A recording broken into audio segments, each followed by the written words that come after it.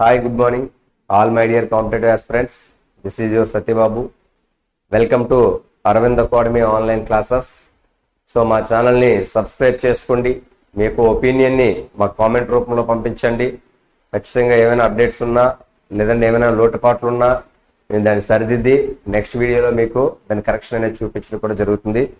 So last క్లాస్లో మనం భారతదేశం యొక్క ఉనికి అనే కాన్సెప్ట్ని డిస్కస్ చేస్తున్నాం. అందులో భాగంగానే మనకి అక్షాంశాలు, రేఖాంశాలు, సరిహద్దు ప్రాంతాలు, అలాగే దీనికి ఉన్న ఓల్డ్ నేమ్స్ పురాతన పేర్లు, ప్రెజెంట్ నేమ్స్ ప్రస్తుత పేర్లు, అలాగే దీని విస్తీర్ణము, విస్తీర్ణ స్థానము, విస్తీర్ణ శాతము, విస్తీర్ణ పరిస్థితి ఎలా ఉంది, అలాగే ఇక్కడ జనాభా స్థానము, జనాభా పరిస్థితి ఎలా ఉంది అనేది డిస్కస్ చేస్తాం.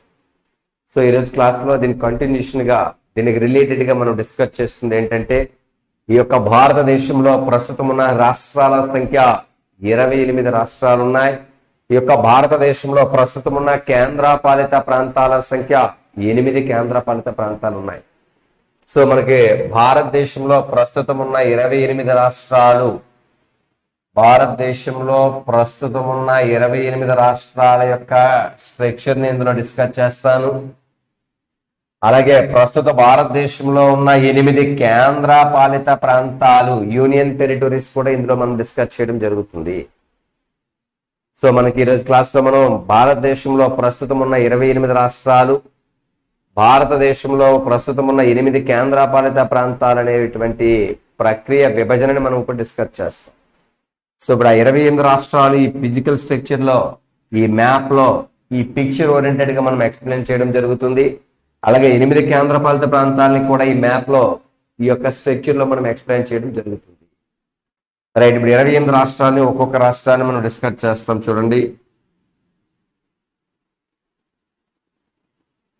సార్, ఇక్కడ ఉన్నటువంటి రాష్ట్రం, ఇక్కడ ఉన్న ఈ రాష్ట్రాన్ని మనం తమిళనాడు అని పిలుస్తామండి. నేను షార్ట్ కట్ లో దీన్ని TN గా నోట్ చేస్తున్నాను.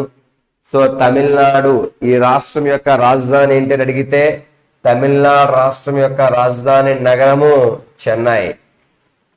ఈ చెన్నై యొక్క నగరానికి పాత పేరు మద్రాస్ అని పిలిచేవారు. ఆ మద్రాస్ కి పాత పేరు చెన్నపట్నము అని పిలుస్తారండి.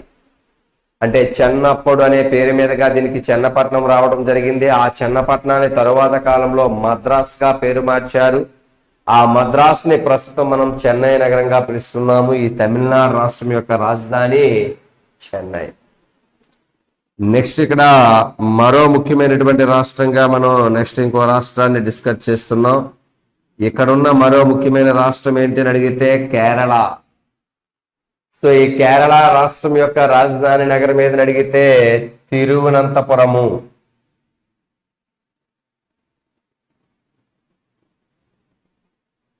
తిరువనంతపురం.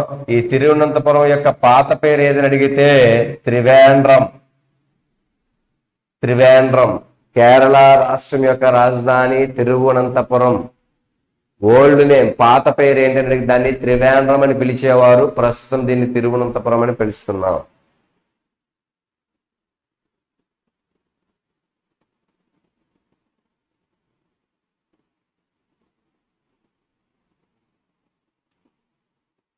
నెక్స్ట్ మనకు తీసుకున్నట్లయితే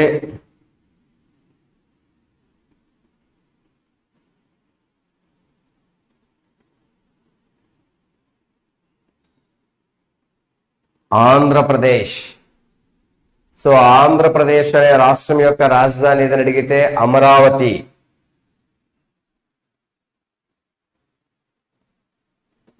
ఇది ఎక్కడుందని అడిగితే గుంటూరు జిల్లాలో ఉందండి. గుంటూరు డిస్టిక్ లో ఉంది అమరావతి. సో ఆంధ్రప్రదేశ్ రాజధాని అమరావతి, గుంటూరు. నెక్స్ట్ మరో రాష్ట్రము, ఆంధ్రప్రదేశ్ నుంచి విడిపోయినటువంటి రాష్ట్రము తెలంగాణ స్టేట్. టిఎస్ గా షార్ట్ కట్ లో రాస్తున్నాను ఇక్కడ. ఎందుకంటే పూర్తిగా పేర్లు రాస్తే మనకి ఇక్కడ స్పేస్ అనేది సరిపోదు కాబట్టి షార్ట్ కట్ లో టిఎస్ అని రాస్తాం. తెలంగాణ స్టేట్. సరే, తెలంగాణ యొక్క రాజధాని నగరం ఏదని అడిగితే హైదరాబాద్. HYD గా పిలుస్తాం మనం, హైదరాబాద్. తెలంగాణ రాజధాని హైదరాబాద్. సార్, ఇక్కడ ఒక ముఖ్యమైనటువంటి విషయము, నోటెడ్ విషయము, నోటెడ్ గా రాసుకున్నటువంటి ఇన్ఫర్మేషన్ ఏంటంటే అని అడిగితే, ఇక్కడ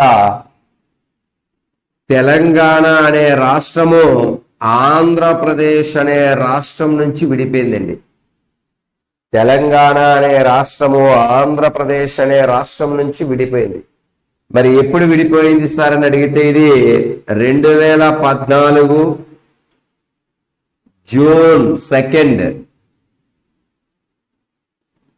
2 లేదా జూన్ 2వ తేదీన ఈ తెలంగాణ అనే రాష్ట్రము ఆంధ్రప్రదేశ్ అనే రాష్ట్రం నుంచి విడిపోయి ప్రత్యేకంగా భారతదేశంలో ఆనాడు 29వ రాష్ట్రంగాను, ఈనాడు అంటే నేటికి 28వ రాష్ట్రంగాను భారతదేశంలో అవతరించినది తెలంగాణ.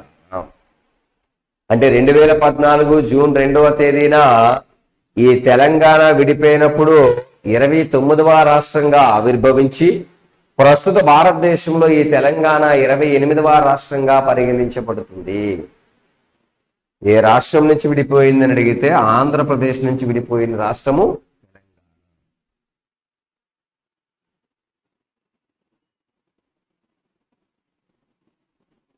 నెక్స్ట్ ఇక్కడ ఉన్న మరో ముఖ్యమైన రాష్ట్రము కర్ణాటక. ఈ కర్ణాటక రాష్ట్రానికి గల మరి ఒక పేరు లేదా పురాతన పేరు లేదా ఓల్డ్ నేమ్ ఏంటని అడిగితే, కర్ణాటక రాష్ట్రాన్ని మద్రాస్ అని పిలుస్తారండి. మైసూర్ స్టేట్ అని పిలుస్తారు. మనకు ఆంగ్లో మైసూర్ యుద్ధాలు చూస్తాం హిస్టరీలో. సో ఈ మైసూర్ ని పరిపాలించినటువంటి టిప్పు సుల్తాన్ గాని, హైదరాలీ పరిపాలన భాగాన్ని గాని మనం చరిత్రలో డిస్కస్ చేసినటువంటి సందర్భాలు ఉంటాయి. సో అలా మైసూర్ ప్రాంతాన్ని పరిపాలించినటువంటి హైదరాలీ టిప్పు సుల్తాన్ మీదకి ఆంగ్లేయులు దండయాత్ర చేయడం వల్ల జరిగిన యుద్ధాలని ఆంగ్లో మైసూర్ యుద్ధాలు అంటాం. ఆ ఆంగ్లో మైసూర్ యుద్ధాలు కూడా కర్ణాటకలో జరిగాయి. కర్ణాటక రాష్ట్రం యొక్క పాత పేరు లేదా ఓల్డ్ నేమ్ మైసూర్ రాష్ట్రం అని పిలుస్తారు. సార్ మరి కర్ణాటక రాష్ట్రం యొక్క రాజధాని నగరం ఏంటి అని అడిగితే, కర్ణాటక రాష్ట్రం యొక్క రాజధాని నగరము బెంగళూరు. పాత పేరు ఏంటని అడిగితే బెంగుళూరు అని పిలిచేవారు. ప్రస్తుతం దీన్ని బెంగళూరు అని పిలుస్తున్నామండి.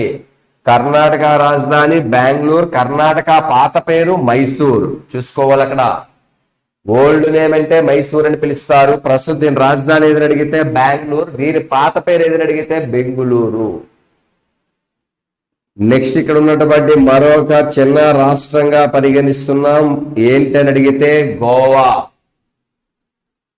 మరి గోవా రాష్ట్రం యొక్క రాజధాని నగరం ఏదని అడిగితే పనాజీ.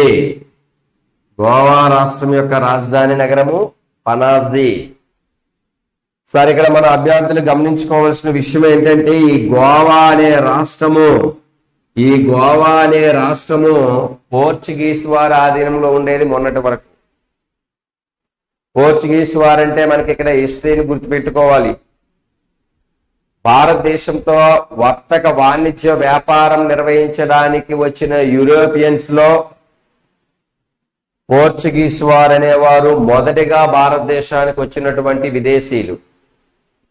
అలా వర్తక వాణిజ్య వ్యాపారంకి వచ్చినటువంటి విదేశీయుల్లో పోర్చుగీస్ వారు మొట్టమొదటిగా వచ్చి భారతదేశాన్ని చిట్ట చివరిగా విడిచిపెట్టి వెళ్ళినటువంటి యూరోపియన్స్ ఎవరైనా అడిగితే పోర్చుగీస్ వారిని పిలుస్తాం మనం చరిత్రలో.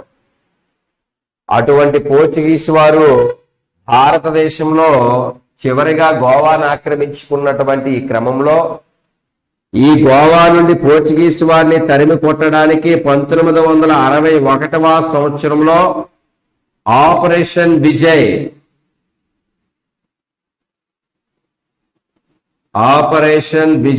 అనే ఒక సైనిక చర్య నిర్వహించింది భారత ప్రభుత్వం.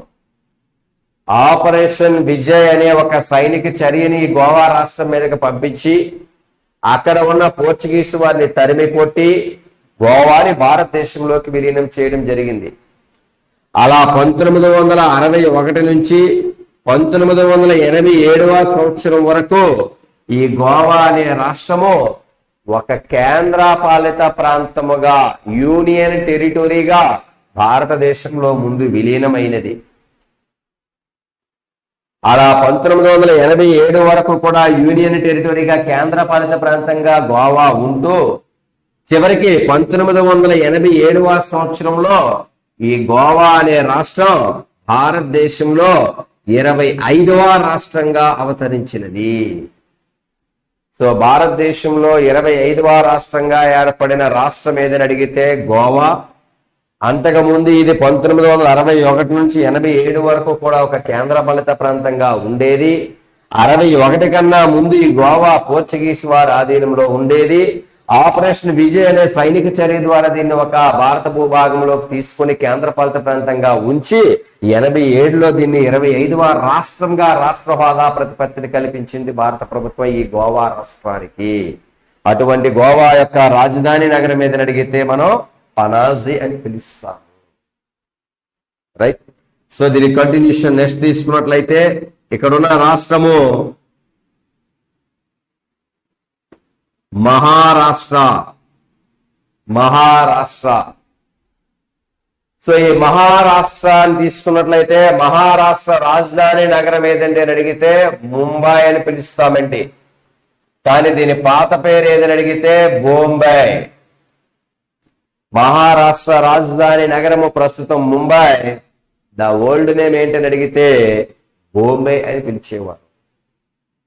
అలాగే ఇక్కడ ఉన్న మరో ముఖ్యమైన రాష్ట్రం ఏదని అడిగితే గుజరాత్. జిఆర్ గా షార్ట్ కట్ లో వస్తున్నాం గుజరాత్. ఈ గుజరాత్ అనే రాష్ట్రం యొక్క రాజధాని నగరం ఏదని అడిగితే గాంధీనగర్.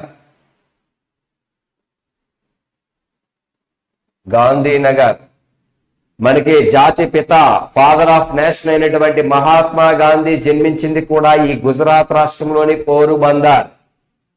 ఈ గుజరాత్ రాష్ట్రంలో పోరుబందర్ లో జన్మించినటువంటి ఈ యొక్క గాంధీజీ అయినటువంటి జాతిపిత అయినటువంటి గాంధీజీ పేరుగా ఈ గాంధీనగర్ ని పెడుతూ గుజరాత్ రాష్ట్రం యొక్క రాజధాని నగరం కూడా గాంధీనగర్ గా పిలుస్తాము.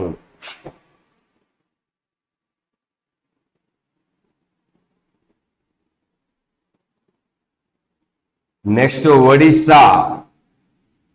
సరే ఒడిస్సా అనే రాష్ట్రం యొక్క పాత పేరు ఏంటి అని అడిగితే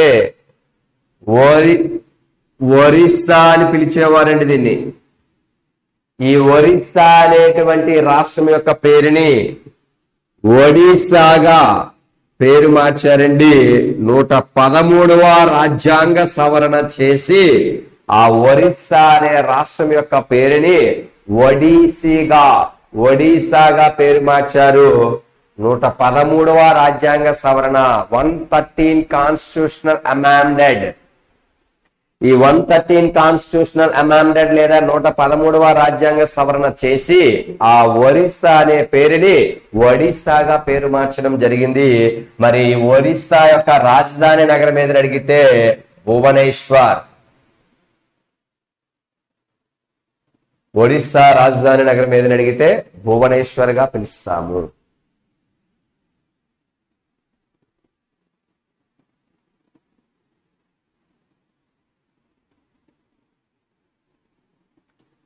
నెక్స్ట్ ఇక్కడ ఉన్న రాష్ట్రం ఏదండి అని అడిగితే ఎంపీ మధ్యప్రదేశ్.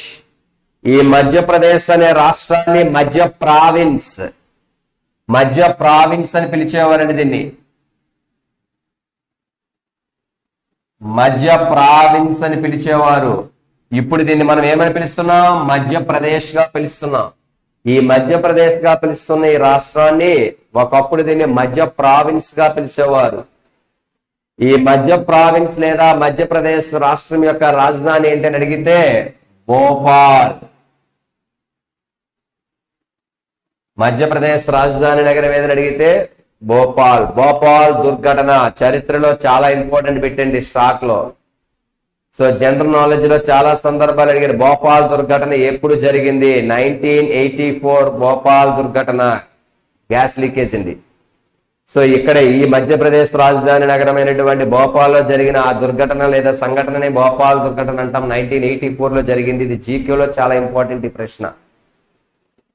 మరి మధ్యప్రదేశ్ ని మనం మధ్య భారతదేశం యొక్క రాష్ట్రము లేదా సెంట్రల్ ఇండియాగా కూడా పిలుస్తాము. దీన్ని మధ్య ప్రావిన్స్ అని కూడా పిలుస్తాము. మరి మధ్యప్రదేశ్ రాష్ట్రం నుంచి విడిపోయినటువంటి రాష్ట్రం ఏదండి అని అడిగితే ఛత్తీస్గఢ్. మధ్యప్రదేశ్ రాష్ట్రం నుంచి విడిపోయిన రాష్ట్రం ఏదని అడిగితే ఛత్తీస్గఢ్. ఛత్తీస్గఢ్ రాష్ట్రం యొక్క రాజధాని నగరం ఏదని అడిగితే రాయ్పూర్ అని పిలుస్తారండి. ఈ రాయ్పూర్ ని కాస్త ఇటీవల పేరు మార్చుకున్నారండి. ఛత్తీస్గఢ్ రాష్ట్ర రాజధాని నగరము రాయ్పూర్. ప్రస్తుతం ఈ రాయ్పూర్ ని అటల్ నగర్ అని పిలుస్తున్నారు. అటల్ బిహార్ వాజ్పేయి పేరు మీదుగా అటల్ నగర్.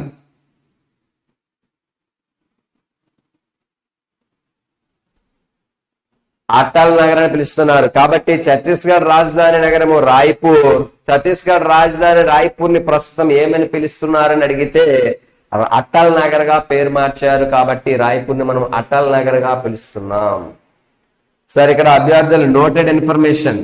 ఒక నోటెడ్ ఇన్ఫర్మేషన్ ఏంటి అని అంటే, నోటుని పెట్టుకొని చూడాల్సిన ఇన్ఫర్మేషన్ ఏంటి అని అడిగితే, ఈ ఛత్తీస్గఢ్ అనే రాష్ట్రం మధ్యప్రదేశ్ అనే రాష్ట్రం నుంచి విడిపోయినది. ఏ రాష్ట్రం అండి? ఛత్తీస్గఢ్ అనే రాష్ట్రము మధ్యప్రదేశ్ అనే రాష్ట్రం నుంచి విడిపోయింది. ఈ రాష్ట్రం నుంచి ఇది విడిపోయింది. ఎప్పుడు విడిపోయింది అని అడిగితే 2000 నవంబర్ 1వ తేదీన ఈ మధ్యప్రదేశ్ రాష్ట్రం నుంచి ఛత్తీస్గఢ్ రాష్ట్రము విడిపోయింది. అంటే బైఫర్ఫికేషన్ అయ్యింది.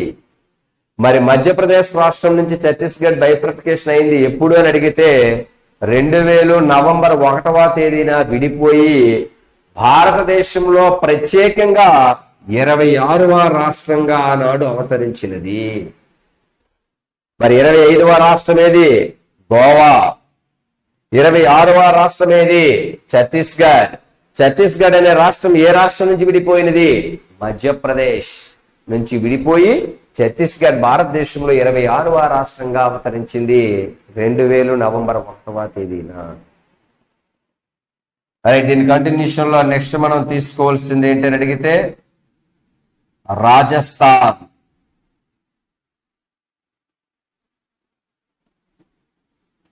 ఈ రాజస్థాన్ రాష్ట్రం యొక్క రాజధాని నగరం ఏంటి అని అడిగితే జైపూర్. జైపూర్ రాజస్థాన్ రాజధాని నగరము జైపూర్.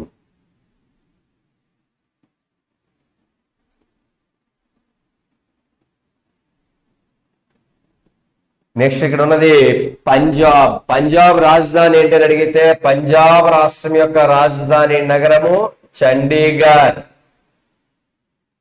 పంజాబ్ రాష్ట్ర రాజధాని నగరము చండీగఢ్. అలాగే మనకి ఇక్కడ మరో ముఖ్యమైన విషయం ఏంటని అడిగితే పంజాబ్ రాష్ట్రం నుంచి విడిపోయిన మరో ముఖ్యమైన రాష్ట్రంగా మనం హర్యానా స్టేట్ ని పిలుస్తామండి. హర్యానా రాజధాని నగరము కూడా చండీగఢ్. అంటే ఇక్కడ చండీగఢ్ అనే రాజధాని నగరము 2 రాష్ట్రాలకి ఉమ్మడి రాజధాని. పంజాబ్ కి రాజధాని చండీగఢ్, హర్యానా అనే రాష్ట్రానికి కూడా ఉమ్మడి రాజధాని చండీగఢ్. అంటే 2 రాష్ట్రాలకి యూనియన్ క్యాపిటల్, ఉమ్మడి రాజధానిగా పిలుస్తాము చండీగఢ్ అనేటువంటి రాజధాని నగరాన్ని.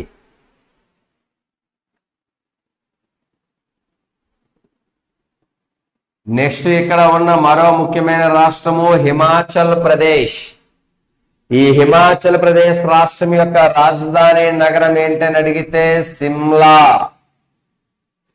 మరి హిమాచల్ ప్రదేశ్ రాష్ట్రం యొక్క రాజధాని మొదటి రాజధానిగా సిమ్లాని పేర్కొంటే 2వ రాజధాని ఇటీవల నియమించుకున్నారండి. సిమ్లా మొదటి రాజధాని అయితే ధర్మశాల అనేది రాష్ట్రం యొక్క 2వ రాజధానిగా పిలుస్తున్నారు. సో హిమాచల్ ప్రదేశ్ రాష్ట్రం యొక్క మొదటి రాజధాని సిమ్లా, 2వ రాజధాని ధర్మశాల.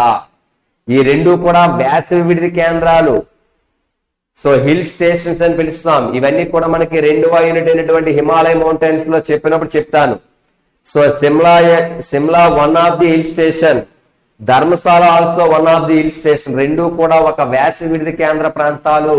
హిమాచల్ ప్రదేశ్ రాష్ట్ర రాజధానిగా సిమ్లా, 2వ రాజధానిగా ధర్మశాలని పేర్కొంటాం.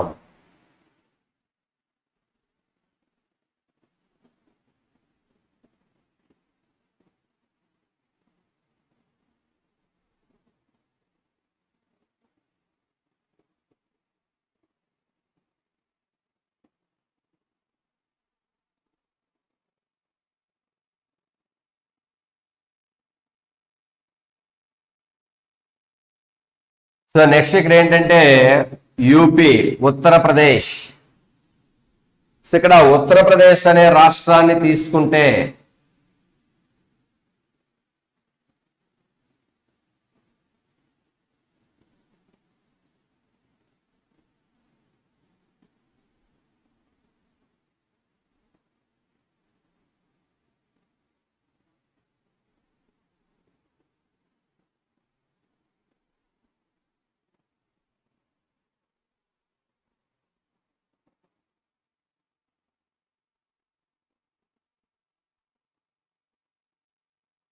సో ఉత్తరప్రదేశ్ రాష్ట్రాన్ని తీసుకున్నట్లయితే ఈ ఉత్తరప్రదేశ్ లేదా యూపీ యొక్క రాజధాని ఏంటని అడిగితే లక్నో. సార్ ఈ లక్నోని లక్నావు అని కూడా పిలుస్తున్నారండి. ఇప్పుడు లక్నావు అని కూడా పిలుస్తారు. సో ఉత్తరప్రదేశ్ రాష్ట్రం యొక్క రాజధాని లక్నో మరియు లక్నావు అని కూడా పిలుస్తారు. అలాగే ఉత్తరప్రదేశ్ అనే రాష్ట్రం నుంచి విడిపోయినటువంటి రాష్ట్రము ఉత్తరాఖండ్. సార్ ఉత్తరాఖండ్ అన్నా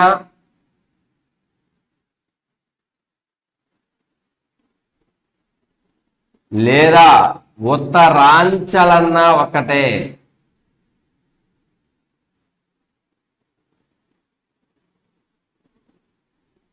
సరే ఉత్తరాఖండ్ అనే రాష్ట్రానికి రెండు రకాలుగా పిలుస్తారు. ఉత్తరాఖండ్ అన్నా ఉత్తరాంచల్ అన్నా ఒకటే, రెండు రకాలుగా పిలుస్తున్న రాష్ట్రం ఒకటే. మరి ఉత్తరాఖండ్ రాష్ట్రం యొక్క రాజధాని ఏంటని అడిగితే డెహ్రాడూన్.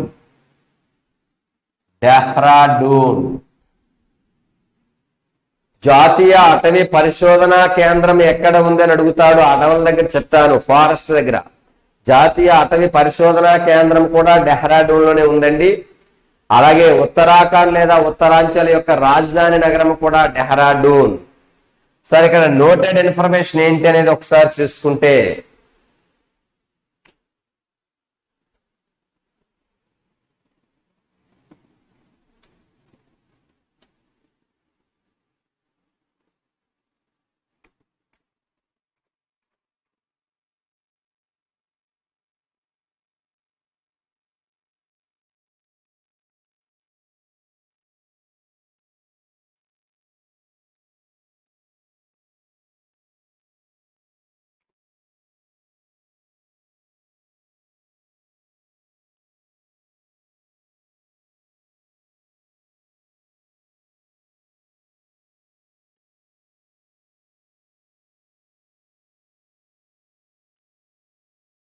సరే ఇక్కడ నోటెడ్ ఇన్ఫర్మేషన్ ఏంటనే చూస్తే తెలంగాణ ఏ రాష్ట్రం నుంచి విడిపోయింది, ఎప్పుడు విడిపోయింది, ఎన్నో రాష్ట్రంగా చెప్పుకున్నాం. ఛత్తీస్గఢ్ ఏ రాష్ట్రం నుంచి విడిపోయింది, ఎప్పుడు విడిపోయింది, ఎన్నో రాష్ట్రంగా చూసుకున్నాం. అలాగే ఈ ఉత్తరాఖండ్ లేదా ఉత్తరాంచల్ అనే రాష్ట్రము,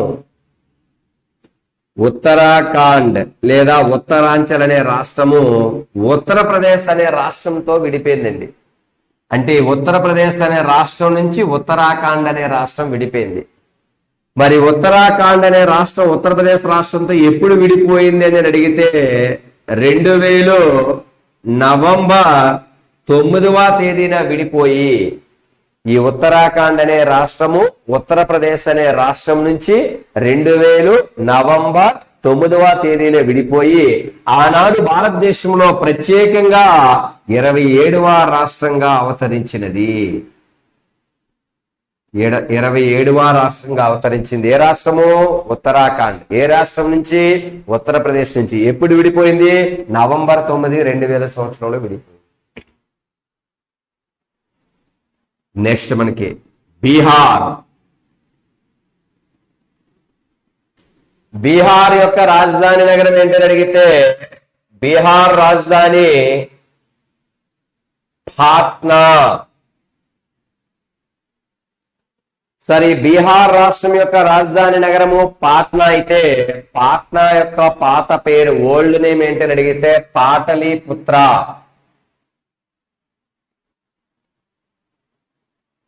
పాట్నా యొక్క పాత పేరు పాటలీపుత్ర అని పిలుస్తాం. పాటలీపుత్ర అన్నా నేటి పాట్నాగా అన్నా ఒకటే.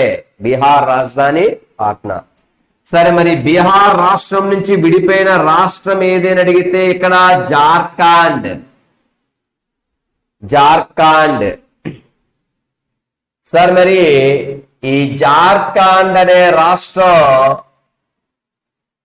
రాజధాని నగరం ఏంటని అడిగితే రాంచీ. జార్ఖండ్ రాష్ట్రం యొక్క రాజధాని నగరము రాంచీ. మరి జార్ఖండ్ అనే రాష్ట్రం నోటెడ్ ఇన్ఫర్మేషన్ లో చూసుకుంటే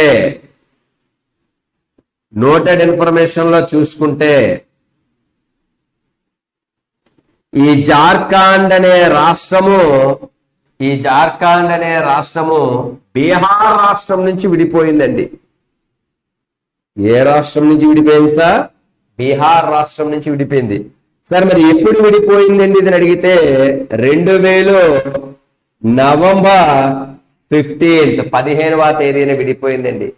సో 2000 నవంబర్ 15 లేదా నవంబర్ 15న విడిపోయి ఆనాడు భారతదేశంలో 28వ రాష్ట్రంగా అవతరించినది. ఆనాడు భారతదేశంలో 28వ రాష్ట్రంగా అవతరించి ప్రస్తుతం దీన్ని భారతదేశంలో ప్రస్తుతం 27వ రాష్ట్రంగా పిలుచుకుంటున్నాం. ఎందుకు? ఆల్రెడీ మనకి 28వ రాష్ట్రంగా కుదించబడింది తెలంగాణ కాబట్టి ఆనాడు ఏర్పడినప్పుడు 28వ రాష్ట్రంగాను ప్రస్తుతం దీన్ని 27వ రాష్ట్రంగా పిలుస్తున్నాము ఈ జార్ఖండ్ అనే రాష్ట్రము.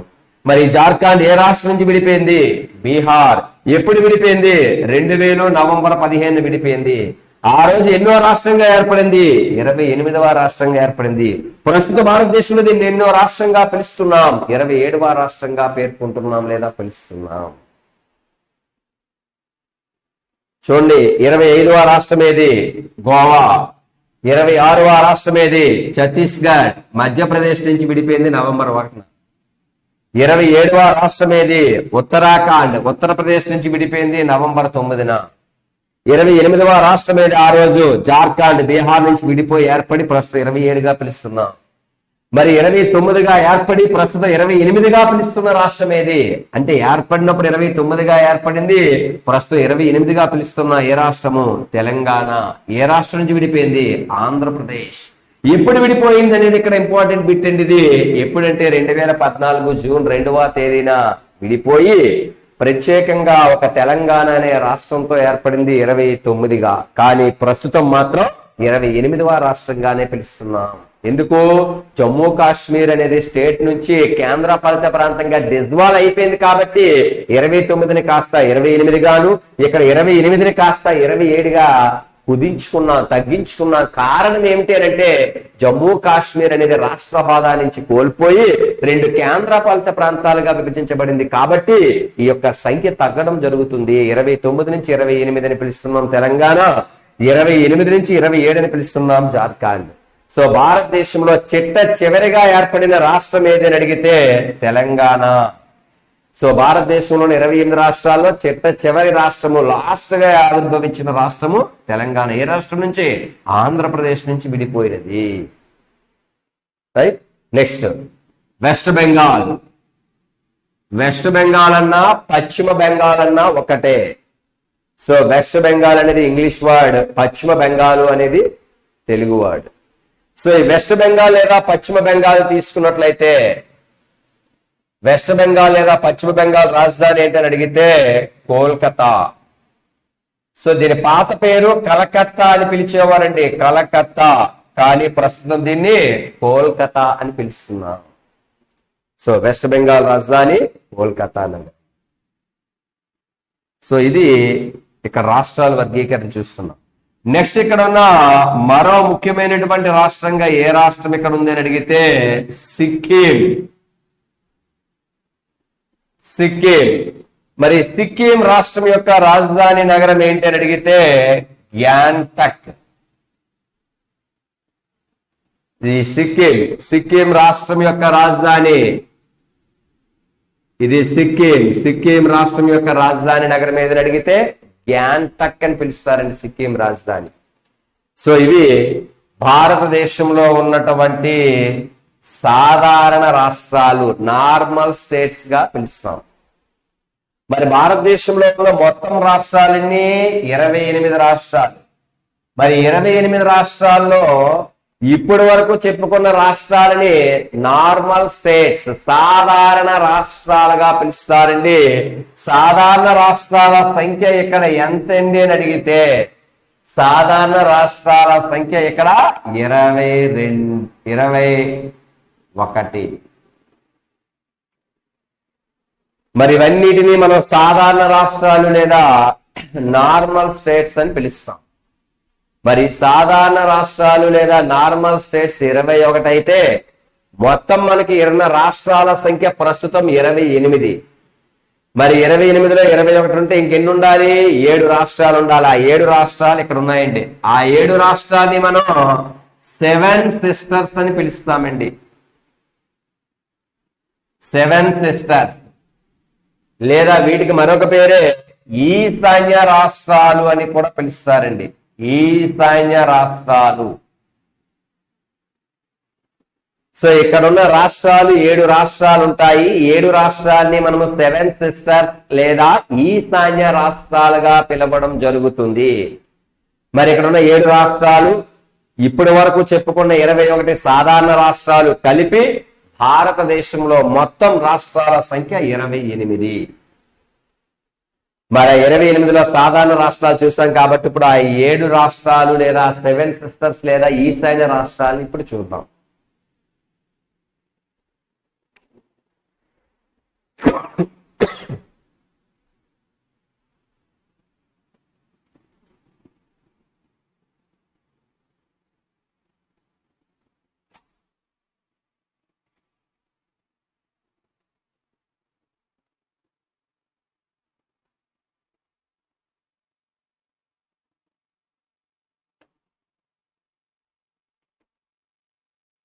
సరే, ఇక్కడ ఉన్న 7 రాష్ట్రాలని మనము ఈశాన్య రాష్ట్రాలు లేదా 7 సిస్టర్స్ అని పిలుస్తాం. మరి ఏంటి అవి, ఎక్కడ ఉన్నాయి, ఎలా ఉన్నాయి అనేది ఒకసారి చూద్దాం.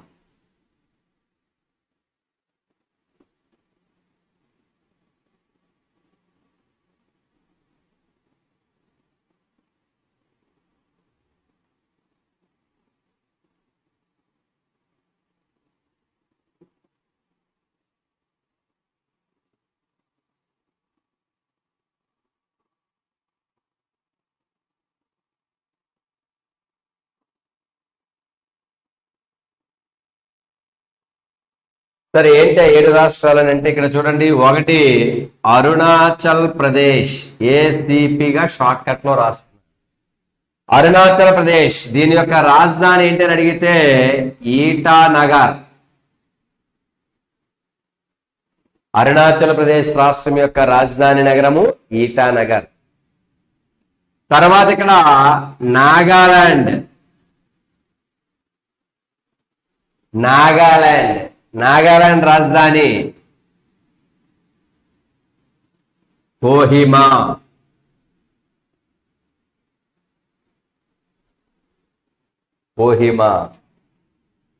తర్వాత ఇక్కడ మిజోరాం, ఐజ్వాల్. దీని రాజధాని ఐజ్వాల్.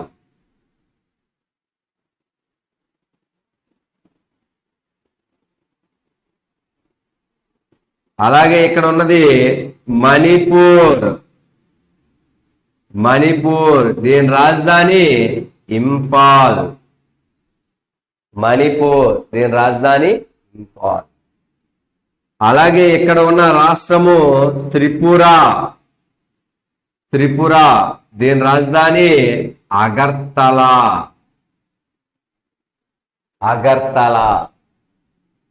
అలాగే ఇక్కడ ఉన్న మరో ప్రధానమైన ముఖ్యమైన రాష్ట్రము అస్సాం రాజధాని నగరము దిస్పూర్. అలాగే ఇక్కడ ఉన్న రాష్ట్రం అండి, ఇక్కడ ఒక రాష్ట్రం ఉంది, ఇలా డార్క్ చేస్తున్నాను చూడండి. ఇలా దీని పేరు మేఘాలయ. దీని రాజధాని నగరము షిల్లాంగ్. చూడండి, ఇక్కడ అరుణాచల్ ప్రదేశ్ దీని రాజధాని ఈటానగర్. నాగాలాండ్ దీని రాజధాని కోహిమా. మిజోరాం దీని క్యాపిటల్ లేదా రాజధాని ఐజ్వాల్. మణిపూర్ దీని క్యాపిటల్ ఇంపాల్. త్రిపుర దీని క్యాపిటల్ అగర్తలా. మేఘాలయ ఇక్కడ చూడండి డార్క్ షేప్ లో ఇక్కడ డార్క్ చేసి స్టార్ గుర్తు పెట్టారు ఇక్కడ. మేఘాలయ దీని రాజధాని షిల్లాంగ్. అస్సాం దీని రాజధాని నగరము దిస్పూర్. ఇలా 7 రాష్ట్రాలని 7 సిస్టర్స్ లేదా ఈశాన్య రాష్ట్రాలని పిలుస్తారు. ఈ ఈశాన్య రాష్ట్రాలు లేదా 7 సిస్టర్స్ ని కలిపి 21 సాధారణ రాష్ట్రాలు మరియు 7 రాష్ట్రాలు ఈశాన్య రాష్ట్రాలు కలిపితే మొత్తం భారతదేశంలో ప్రస్తుతం ఉన్న రాష్ట్రాల సంఖ్య ఎంత అని అడిగితే 28 రాష్ట్రాలండి. వీటిని సాధారణ రాష్ట్రాలు లేదా నార్మల్ స్టేట్స్ 21, ఈశాన్య రాష్ట్రాలు ఎన్ని అని అడిగితే 7. మొత్తం భారతదేశంలో ఉన్న ప్రస్తుత రాష్ట్రాల సంఖ్య ఎంత అని అడిగితే 28 రాష్ట్రాలండి. సో 28 రాష్ట్రాల యొక్క స్ట్రక్చర్ చూపించాను. 28 రాష్ట్రాల యొక్క క్షేత్రీయ అమరికని మనం చూపించుకున్నాం. ఎందుకంటే భారతదేశం యొక్క ఉనికి క్షేత్రీయ అమెరికా అనేది మన టాపిక్ కాబట్టి. మరి భారతదేశం యొక్క ఉనికిలో భాగంగా అక్షాంశాలు, రేఖాంశాలు, సరిహద్దు ప్రాంతాలు, విస్తీర్ణం, పొడవు, వెడల్పు అన్ని చెప్పుకున్నాం. మరి క్షేత్రీయ అమరికలో ఆ రాష్ట్రాల అమరిక గురించి ఇప్పుడు చెప్తున్నాను. ఆ 28 రాష్ట్రాల్లో సాధారణ రాష్ట్రాలు ఏవి, ఈశాన్య రాష్ట్రాలు ఏవి, మొత్తం ఎన్ని రాష్ట్రాలు ఉన్నాయి, వాటి యొక్క రాజధానులు ఏంటి, వాటి యొక్క ప్రాధాన్యతలు ఏంటి అనే విషయాన్ని ఇప్పటి వరకు మనం చర్చించాం. సో ఇలా 28 రాష్ట్రాల గురించి మనం మాట్లాడినటువంటి సందర్భం ఇది. మరి ప్రస్తుత భారతదేశంలో ఉన్న కేంద్ర పాలిత ప్రాంతాల సంఖ్య ఎంత? కేంద్ర పాలిత ప్రాంతాలు అన్నా that's called is union territory states అన్నా ఒకటే. సో యూనియన్ టెరిటరీ స్టేట్స్ లేదా కేంద్ర పాలిత ప్రాంతాల సంఖ్య 8 ఉన్నాయండి. మరి భారతదేశంలో ఉన్న 8 కేంద్ర పాలిత ప్రాంతాలు ఎక్కడ ఉన్నాయి, ఆ 8 కేంద్ర పాలిత ప్రాంతాల యొక్క రాజధానులు ఏంటి, వాటి యొక్క ప్రాధాన్యత ఏంటి అనేది క్షేత్రీయ అమెరికలో నెక్స్ట్ మనం చూడబోతున్నాం. రైట్. సో ఇప్పుడు 8 కేంద్ర పాలిత ప్రాంతాన్ని చూపిస్తాను. రైట్. ఇందులో 1 ఢిల్లీ. సో భారతదేశం యొక్క రాజధాని నగరమైనటువంటి ఢిల్లీని చూస్తున్నాం.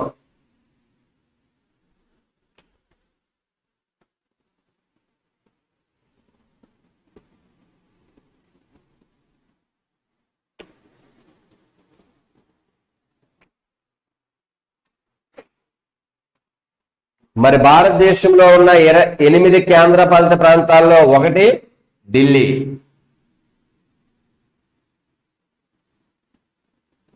సో భారతదేశంలో ఉన్న కేంద్ర పాలిత ప్రాంతాల్లో ఒక్కొక్క కేంద్ర పాలిత ప్రాంతాన్ని డిస్కస్ చేస్తున్నాం. 1 ఢిల్లీ. ఈ ఢిల్లీ కేంద్ర పాలిత ప్రాంతం యొక్క రాజధాని నగరం ఏంటని అడిగితే న్యూఢిల్లీ.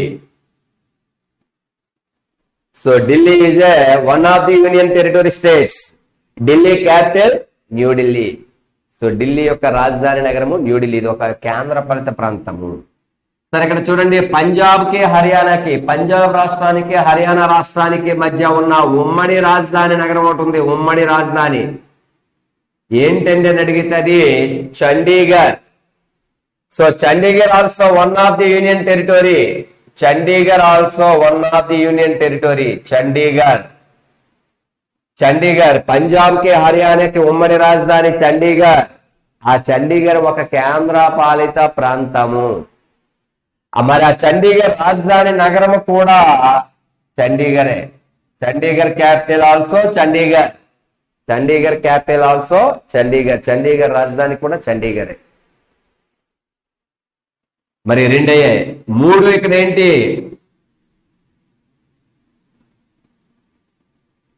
సో ఇక్కడ ఏంటంటే 1 జమ్మూ అండ్ కాశ్మీర్.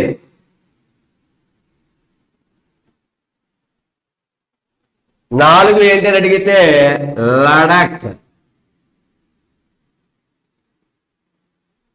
2 కేంద్రపాలిత ప్రాంతాల పైన ఉన్నాయి చూడండి, తలకట్టు పైన. 1 జమ్మూ అండ్ కాశ్మీర్ అనేది ఒక కేంద్రపాలిత ప్రాంతము. దీని రాజధాని నగరం ఏంటని అడిగితే శ్రీనగర్. ఈ జమ్మూ కాశ్మీర్ అనే ఒక కేంద్ర పాలిత ప్రాంతము, దీని యొక్క రాజధాని శ్రీనగర్. లడక్ అనేది ఒక కేంద్ర పాలిత ప్రాంతము. లడక్. సార్ లడక్ అన్నా లేదా లద్దాఖ్ అన్నా ఒకటే. లడక్ అన్నా లద్దాఖ్ అన్నా ఒకటే. దీని రాజధాని నగరం ఏదని అడిగితే లేహ్ అనే పట్టణం అండి. సో లడక్ రాజధాని లేహ్, జమ్మూ కాశ్మీర్ రాజధాని శ్రీనగర్. సరే, ఇక్కడ ఒక కరెంట్ అఫైర్స్ అప్డేటెడ్ ఇన్ఫర్మేషన్ ఉంది, ఒక కరెంట్ ఈవెంట్ ఉంది, కరెంట్ జాగ్రఫీ ఇన్ఫర్మేషన్ ఇక్కడ ఉందండి.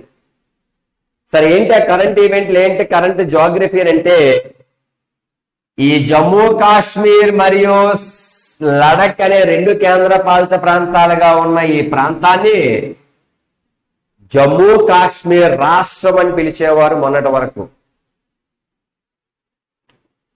మరి జమ్మూ కాశ్మీర్ అనేటువంటి ఈ రాష్ట్రం కోసం ప్రత్యేకంగా తెలియచేసినటువంటి రాజ్యాంగ స్వయం ప్రతిపత్తి కలిగినటువంటి ఆర్టికల్ ఏంటని అడిగితే 370 ఆర్టికల్ అండి. 370 ఆర్టికల్, 370వ ఆర్టికల్ లేదా 370వ అధికరణ లేదా 370వ ప్రకరణ అన్న ఒకటే, నిబంధన అన్న ఒకటే. సో 370 ఆర్టికల్ లేదా 370 నిబంధన లేదా 370 ప్రకరణ ప్రకారం దేని గురించి తెలియచేసేది ఆర్టికల్ అంటే కంప్లీట్ గా జమ్మూ కాశ్మీర్ అనే ఒక రాష్ట్రం గురించి తెలియచేసేది. భారతదేశం తలకట్టు ఇదంతా కూడా. అలా 370వ ఆర్టికల్ గా తెలియచేస్తున్నటువంటి జమ్మూ కాశ్మీర్ అనే రాష్ట్రాన్ని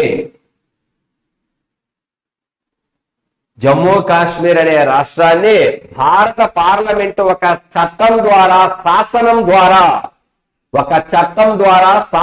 ద్వారా దీన్ని జమ్మూ కాశ్మీర్ మరియు లడక్ అనే రెండు కేంద్ర పాలిత ప్రాంతాలుగా విభజించింది భారత ప్రభుత్వం. మళ్ళీ చెప్తున్నాను, ఇది ఒక కరెంట్ ఈవెంట్, కరెంట్ జాగ్రఫీ. ఖచ్చితంగా దీని మీద మనకి ప్రశ్న రావడానికి అవకాశం ఉంది. కాబట్టి అభ్యర్థులు చాలా జాగ్రత్తగా గమనించాలి. ఏంటిది? జమ్మూ కాశ్మీర్ అనేటువంటి ఒక రాష్ట్రము, ఆ రాష్ట్రం కోసం ప్రత్యేకంగా తెలియచేసినటువంటి ఒక ప్రత్యేక రాజ్యాంగం, ప్రత్యేక ఆర్టికల్, ప్రత్యేక స్వయం ప్రతిపత్తి కలిగినటువంటిది 370 ఆర్టికల్ జమ్మూ కాశ్మీర్ రాష్ట్రం గురించి తెలియచేసేది. మరి ఆ జమ్మూ కాశ్మీర్ అనే ఒక రాష్ట్రాన్ని రద్దు చేస్తూ 370 ఆర్టికల్ అనేటువంటి ఒక ఆర్టికల్ ని కూడా రద్దు చేస్తూ భారత పార్లమెంటు ఒక చట్టం ద్వారా, శాసనం ద్వారా ఆ రాష్ట్ర హోదాని తొలగించి జమ్మూ కాశ్మీర్ అనే రాష్ట్రాన్ని తొలగించి రెండు కేంద్ర పాలిత ప్రాంతాలుగా విభజించినది. ఏంటది? ఒకటి జమ్మూ కాశ్మీర్, రెండు లడక్ లేదా లడాక్ అని చెప్పి రెండు కేంద్ర పాలిత ప్రాంతాలుగా విభజించింది భారత ప్రభుత్వం. ఒక చట్టం ద్వారా, ఒక శాసనం ద్వారా జమ్మూ కాశ్మీర్ ని రద్దు చేసి, ఆ రాష్ట్ర హోదాని రద్దు చేసి 370 ఆర్టికల్ ని అక్కడ రద్దు చేసి రెండు కేంద్ర పాలిత ప్రాంతాలుగా విభజించడం జరిగింది భారత ప్రభుత్వం. మరి బిల్లుని లోక్సభలో ఎప్పుడు ప్రవేశపెట్టింది అని అడిగితే ఆగస్టు 5వ తేదీన 2019 ఆగస్టు 5వ తేదీన ఈ రాష్ట్ర విభజన చేస్తూ రెండు కేంద్ర పాలిత ప్రాంతాలుగా రూపొందిస్తున్నామని భారత పార్లమెంట్ లో లోక్సభలో మొట్టమొదటిగా ఈ బిల్లుని ప్రవేశపెట్టింది. 2019 ఆగస్టు 5వ తేదీన లోక్సభలో ప్రవేశపెట్టగా లోక్సభ దీనికి ఆమోద ముద్ర వేసినది. మరి రాష్ట్రాన్ని తొలగించి రెండు కేంద్ర పాలిత ప్రాంతాలుగా విభజిస్తున్నామని రాజ్యసభలో ఈ బిల్లుని ఎప్పుడు ప్రవేశపెట్టారని అడిగితే ఆగస్టు 6వ తేదీన 2019 ఆగస్టు 6వ తేదీన రాజ్యసభకు పంపించగా, ఆ రాజ్యసభ లేదా పెద్దల సభ లేదా పెద్ద మనుషుల సభ లేదా ఎగువ సభకు పంపించగా, ఆ ఎగువ సభ లేదా పెద్దల సభ లేదా రాజ్యసభ కూడా పూర్తిగా ఆమోద ముద్రను వేసినది. సో ఇలా ఈ జమ్మూ కాశ్మీర్ అనే రాష్ట్రాన్ని తొలగించి రెండు కేంద్ర పాలిత ప్రాంతాలుగా విభజించాలని రెండు ఉభయ సభలు వేరువేరుగా ఆమోదించి ఆ బిల్లును రాష్ట్రపతి దగ్గరికి పంపించగా రాష్ట్రపతి దీని మీద ఆమోద ముద్రను వేసింది. ఎప్పుడు అని అడిగితే 31 అక్టోబర్ 2019. సో 2019 అక్టోబర్ 31వ తేదీన రాష్ట్రపతి తన మీద ఆమోద ముద్రను వేస్తే అధికారికంగా అమలులోకి తీసుకురావడం జరిగింది రెండు కేంద్ర పాలిత ప్రాంతాలని. సో జమ్మూ కాశ్మీర్ అని మళ్ళీ చెప్తున్నాను సార్, జమ్మూ కాశ్మీర్ అనే రాష్ట్రం కోసం ప్రత్యేకంగా తెలియజేసిన రాజ్యాంగం, ఆర్టికల్, అధికరణ, ప్రకరణ, నిబంధన, స్వయం ప్రతిపత్తి ఏంటని అడిగితే 370 ఆర్టికల్. మరి 370 ఆర్టికల్ ని రద్దు చేస్తూ జమ్మూ కాశ్మీర్ రాష్ట్రాన్ని రద్దు చేస్తూ 2 కేంద్రపాలిత ప్రాంతాలుగా విభజించాలని భారత ప్రభుత్వం ఒక బిల్లును ప్రవేశపెట్టింది. అలా తొలిసారిగా బిల్లుని లోక్సభలో ఆగస్టు 5న ప్రవేశపెట్టగా, రాజ్యసభలో ఆగస్టు 6న ప్రవేశపెట్టగా, 2 ఉభయ సభలు వేరువేరుగా ఆమోదించిన తరువాత ఆ బిల్లును రాష్ట్రపతికి పంపిస్తే రాష్ట్రపతి ఈ బిల్లును ఆమోదించిన తేదీ ఎప్పుడని అడిగితే 2019 అక్టోబర్ 31వ తేదీన ఈ రాష్ట్రాన్ని రద్దు చేస్తూ 2 కేంద్రపాలిత ప్రాంతాలుగా విభజిస్తున్నామని రాష్ట్రపతి ఆమోదం తెలపడం జరిగినది. సో ఈ రోజు నుంచి అంటే 2019 అక్టోబర్ 31 నుంచి ఈ 2 కూడా కేంద్రపాలిత ప్రాంతాల అమలులోకి రావటం జరిగింది భారతదేశంలోకి. సో ఇలా ఈ జమ్మూ కాశ్మీర్ అనే రాష్ట్రం 2 కేంద్రపాలిత ప్రాంతాలకు విభజించింది.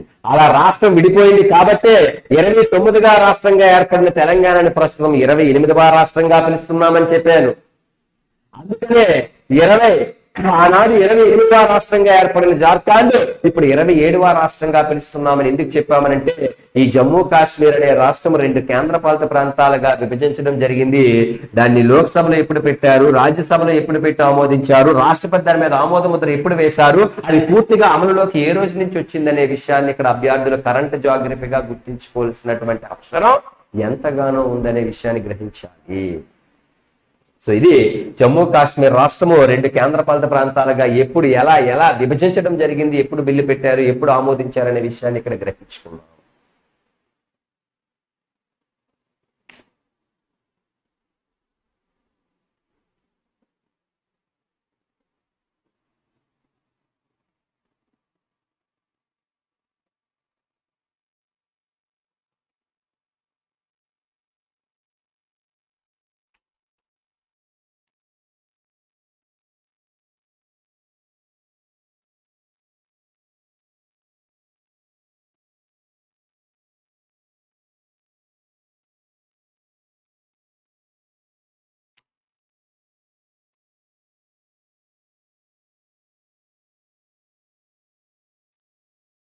రైట్, భారతదేశంలో ఉన్నటువంటి 8 కేంద్రపాలిత ప్రాంతాల్లో 1 ఢిల్లీ, 2 చండీగఢ్, 3 జమ్మూ కాశ్మీర్, 4 లడక్ లేదా లడాక్ గురించి చెప్తూ వాటి రాజధానులు చెప్తున్నాం.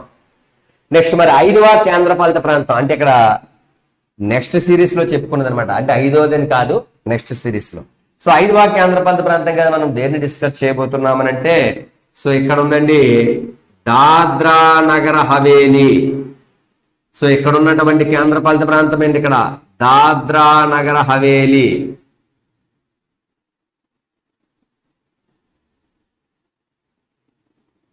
దీని రాజధాని సిల్వాసా. సో ఇక్కడ ఉన్న దీని రాజధాని నగరం ఏంటండి, సిల్వాసా. దాద్రా నగర హవేలీ కూడా ఒక కేంద్రపాలిత ప్రాంతం, is a one of the union territory. దీని క్యాపిటల్ ఏంటని అడిగితే సిల్వాసా. సార్ ఇక్కడ మరొక నోటెడ్ ఇన్ఫర్మేషన్ ఉంది, మరొక ముఖ్య సమాచారం ఉంది. ఏంటి సార్ ఆ ముఖ్యమైన సమాచారం అనే విషయాన్ని గ్రహిస్తే ఇక్కడ డామన్-డయ్యూ అనే కేంద్రపాలిత ప్రాంతం ఉండేదండి. నోటెడ్ ఇన్ఫర్మేషన్, NOT నోట్ అని రాసుకుంటున్నా ఇక్కడ ముఖ్య సమాచారంగా. సార్ ఇక్కడ ఉన్న దాద్రా నగర హవేలీ కిందన, దాద్రా నగర హవేలీకి దక్షిణంగా డామన్-డయ్యూ అనే కేంద్రపాలిత ప్రాంతం ఉండేదండి. డామన్-డయ్యూ. ఈ డామన్-డయ్యూ రాజధాని డామన్ అని పిలిచేవాళ్ళం. ఈ డామన్-డయ్యూ అనేటువంటి ఒక కేంద్రపాలిత ప్రాంతం యొక్క రాజధాని నగరము డామన్. అయితే ఈ డామన్-డయ్యూ లేదా డామన్ అనే కేంద్రపాలిత ప్రాంతాన్ని ప్రత్యేక కేంద్రపాలిత ప్రాంతంగా రద్దు చేస్తూ దీనిని దాద్రా నగర హవేలీలో విలీనం చేసింది భారత ప్రభుత్వం ఒక చట్టం ద్వారా, ఒక శాసనం ద్వారా. ఎప్పుడు జరిగిందని అడిగితే 2020 జాన్యువరి 26వ తేదీ అంటే రిపబ్లిక్ డే సందర్భంగా రాష్ట్రపతి దీని మీద ఆమోద ముద్రణ వేసి ఈ యొక్క డామన్-డయ్యూ అనే కేంద్రపాలిత ప్రాంతాన్ని తొలగిస్తూ దీన్ని దాద్రా నగర హవేలీ అనే కేంద్రపాలిత ప్రాంతంలో విలీనం చేశారు, ఇన్క్లూడ్ చేశారు, కలిపి వేయటం జరిగినది. మరి డామన్-డయ్యూని దాద్రా నగర్ హవేలీలో ఎప్పుడు కలిపి వేస్తారు, ఎప్పుడు విలీనం చేశారు అని అడిగితే 2020 జనవరి 26వ తేదీన రిపబ్లిక్ డే సందర్భంగా రాష్ట్రపతి దీని మీద ఆమోద ముద్రణ వేసి దీంట్లో విలీనం చేస్తున్నట్టుగా అమల్లోకి తీసుకొచ్చిన రోజు ఎప్పుడైనా అడిగితే 2020 జనవరి 26న. కాబట్టి ఇప్పుడు ప్రత్యేకంగా డామన్ డై అనే కేంద్రపాలిత ప్రాంతం లేదు. ఈ డామన్ డై అనే కేంద్రపాలిత ప్రాంతము దాద్రా నగర్ హవేలీ అనే కేంద్రపాలిత ప్రాంతంలో భారత ప్రభుత్వం ఒక చట్టం ద్వారా, ఒక శాసనం ద్వారా విలీనం చేయడం జరిగింది అనే విషయాన్ని మనం కరెంట్ జాగ్రఫీగా డిస్కస్ చేస్తున్నాం. ఇది ఒక నోటెడ్ ఇన్ఫర్మేషన్ గా తీసుకో. నెక్స్ట్ మనకి 5 కేంద్రపాలిత ప్రాంతాల గురించి చెప్పుకున్నాం. నెక్స్ట్ మనకి 6వ కేంద్రపాలిత ప్రాంతంగా, అంటే సీరియల్లో 6వ కేంద్రపాలిత ప్రాంతంగా చెప్తున్నానన్న విషయాన్ని గ్రహించుకోవాలి. నెక్స్ట్ 6గా ఇక్కడ ఏంటి అని అడిగితే లక్షద్వీపులు ఇక్కడ ఉన్నాయండి. లక్షద్వీపులు లేదా లక్షద్వీప్ అని కూడా పిలుస్తాం దీన్ని. లక్షద్వీపులు అన్నా, లక్షద్వీప్ అన్నా, లక్షద్వీపులు ఐలాండ్స్ అన్నా ఒకటే. This is one of the union territory. ఇది ఒక కేంద్ర పాలిత ప్రాంతంగా పిలుస్తాం. కాబట్టి లక్షద్వీపులు లేదా లక్షద్వీప్. దీని రాజధాని ఏంటండి అని అడిగితే కవరత్తి. లక్షద్వీపుల రాజధాని నగరము కవరత్తిగా పిలుస్తారు. లక్షద్వీపులు ఒక కేంద్ర పాలిత ప్రాంతం. నెక్స్ట్ 171 తీసుకున్నట్లయితే అండమాన్ నికోబార్ దీవులు. అండమాన్ నికోబార్ ఐలాండ్స్.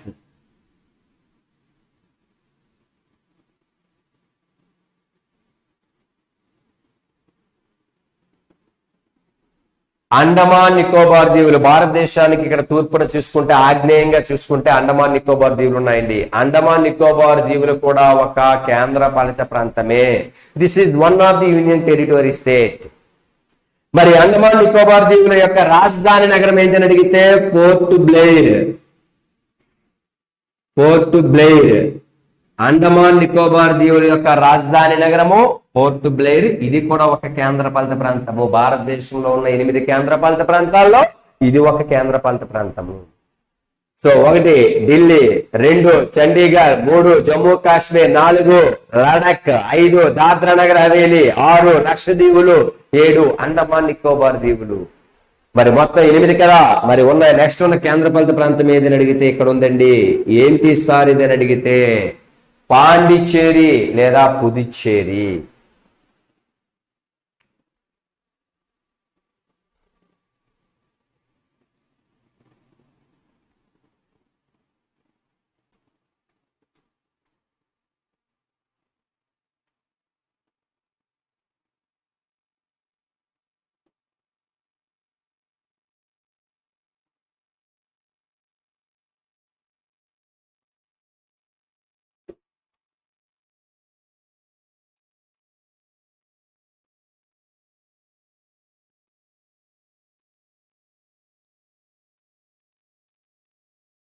సార్ 1 ఢిల్లీ, 2 చండీగఢ్, 3 జమ్మూ కాశ్మీర్, 4 లడాక్, 5 దాద్రా నగర్ హవేలీ, 6 లక్షద్వీపులు, 7 అండమాన్ నికోబార్ దీవులు, 8 పాండిచ్చేరి. సార్ చూడండి ఇక్కడ పాండిచ్చేరి.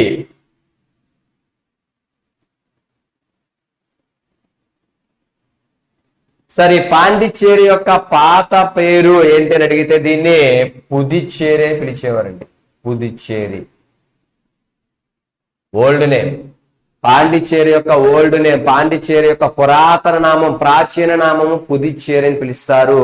ఈ పాండిచ్చేరి కూడా ఒక యూనియన్ టెరిటరీ. ఇది ఒక కేంద్ర పాలిత ప్రాంతము. ఈ పాండిచ్చేరి యొక్క రాజధాని నగరం కూడా పాండిచ్చేరియే. పాండిచ్చేరి రాజధాని నగరం కూడా పాండిచ్చేరి. పాండిచ్చేరి క్యాపిటల్ పాండిచ్చేరి. సో ఈ పాండిచ్చేరి యొక్క ఇన్ఫర్మేషన్ ఏంటంటే, పాండిచ్చేరి గురించి ఇప్పుడు మనం ఒకసారి తీసుకుంటే, ఈ పాండిచ్చేరి అనే ఒక కేంద్రపాలిత ప్రాంతం ఉంది కదా. ఈ పాండిచ్చేరి యొక్క శాఖలు, బ్రాంచెస్ ని వివిధ రాష్ట్రాలలో వివిధ పేర్లతో పిలుస్తున్నారండి. ఎలా ఏంటని అడిగితే ఈ పాండిచ్చేరి యొక్క శాఖని, ఈ పాండిచ్చేరి యొక్క బ్రాంచ్ ని మన ఆంధ్రప్రదేశ్ లో ఇక్కడ ఏమని పిలుస్తున్నామండి అని అడిగితే యానాం అని పిలుస్తున్నామండి. ఇది తూర్పు గోదావరి జిల్లాలోని కాకినాడ వద్ద ఉందండి. కాకినాడ దగ్గర కలదు. సో పాండిచ్చేరి అనేది ఒక కేంద్రపాలిత ప్రాంతము. Is one of the union territory. ఈ పాండిచ్చేరి యొక్క శాఖని లేదా బ్రాంచెస్ ని ఇక్కడ ఏపీలో ఆంధ్రప్రదేశ్ లో మనం యానాం అని పిలుస్తున్నాం. అంటే యానాం అనేది ప్రత్యేకంగా వేరే ఒక కేంద్రపాలితమేమి కాదండి, ఇది పాండిచ్చేరి యొక్క శాఖనే మనం ఇక్కడ యానాం అని పిలుస్తున్నాం అనే విషయాన్ని గ్రహించాలి అభ్యర్థులు. అయితే యానాం అనేది ఎక్కడ ఉందని అడిగితే ఆంధ్రప్రదేశ్ లో తూర్పు గోదావరి జిల్లా లేదా ఈస్ట్ గోదావరి జిల్లాలోని కాకినాడ సమీపంలో కలదు. మరి ఇదే పాండిచ్చేరి యొక్క శాఖని కేరళ రాష్ట్రంలో అయితే, పాండిచ్చేరి యొక్క శాఖని కేరళ రాష్ట్రంలో అయితే మహి అని పిలుస్తున్నారండి. మహి ఏ రాష్ట్రము? కేరళ. సో పాండిచ్చేరి యొక్క శాఖని కేరళ రాష్ట్రంలో మహి అని పిలుస్తున్నారు. ఇది కూడా పాండిచ్చేరి యొక్క శాఖే ఇక్కడ ఇలా పిలుస్తున్నాం. అలాగే పాండిచ్చేరి యొక్క శాఖని తమిళనాడు రాష్ట్రంలో ఏమని పిలుస్తున్నారని అడిగితే కరైకల్, కరైకల్ అని పిలుస్తున్నారండి. ఈ పాండిచ్చేరి యొక్క శాఖని తమిళనాడు రాష్ట్రంలో కరైకల్ అని పిలుస్తున్నాం తమిళనాడులో. ఇది కూడా పాండిచ్చేరి యొక్క శాఖ లేదా బ్రాంచ్. ఇలా పాండిచ్చేరి యొక్క శాఖలని, పాండిచ్చేరి యొక్క బ్రాంచుల్ని 3 రాష్ట్రాల్లో 3 పేర్లతో పిలుస్తున్నాం. ఒకటి ఆంధ్రప్రదేశ్ లో యానాం అంటున్నాం, కాకినాడ దగ్గర తూర్పు గోదావరి జిల్లాలో ఉంది. 2 మహి అంటున్నాం, కేరళలో ఉంది. 3 కరైకల్ అంటున్నాం, దక్షిణాన తమిళనాడులో ఉంది. ఇలా పాండిచ్చేరి యొక్క రాజధాని పాండిచ్చేరి, పాండిచ్చేరి యొక్క బ్రాంచులు 3 రాష్ట్రాల్లో 3 పేర్లతో పిలుస్తున్నారు. ఈ 3 పేర్లతో పిలుస్తున్నవన్నీ కూడా పాండిచ్చేరిలోని భాగమే. సో ఇలా మొత్తం భారతదేశంలో కేంద్రపాలిత ప్రాంతాలు ప్రస్తుతం ఎన్నున్నాయని అడిగితే ప్రస్తుతం ఉన్న కేంద్రపాలిత ప్రాంతాల సంఖ్య 8. ఢిల్లీ, చండీగఢ్, జమ్మూ కాశ్మీర్, లడాక్, దాద్రా నగర్ హవేలీ, లక్షద్వీపులు, అలాగే అండమాన్ నికోబార్ దీవులు, అలాగే పాండిచ్చేరితో మనకి ప్రస్తుతం ఉన్న కేంద్రపాలిత ప్రాంతాల సంఖ్య 8. సో భారతదేశం యొక్క క్షేత్రీయ అమరిక గురించి డిస్కస్ చేస్తూ 28 రాష్ట్రాలు ఎక్కడ ఉన్నాయి, అందులో సాధారణ రాష్ట్రాలు ఏంటి, అందులో ఈశాన్య రాష్ట్రాలు ఏంటి, వాటి యొక్క రాజధానులు ఏంటో మనం చర్చించాం. అలాగే ప్రస్తుత భారతదేశంలోని 8 కేంద్రపాలిత ప్రాంతాలు ఏంటి, వాటి యొక్క రాజధానులు ఏంటి, అవి ఎక్కడ ఉన్నాయి, ఇటీవల ఏర్పడినటువంటి కేంద్రపాలిత ప్రాంతాలు ఎలా ఉన్నాయి, ఇటీవల అందులో విలీనమైన కేంద్రపాలిత ప్రాంతం ఏదనే విషయాన్ని కూడా మనం డీటెయిల్ గా ఇక్కడ డిస్కస్ చేయడం జరిగినది.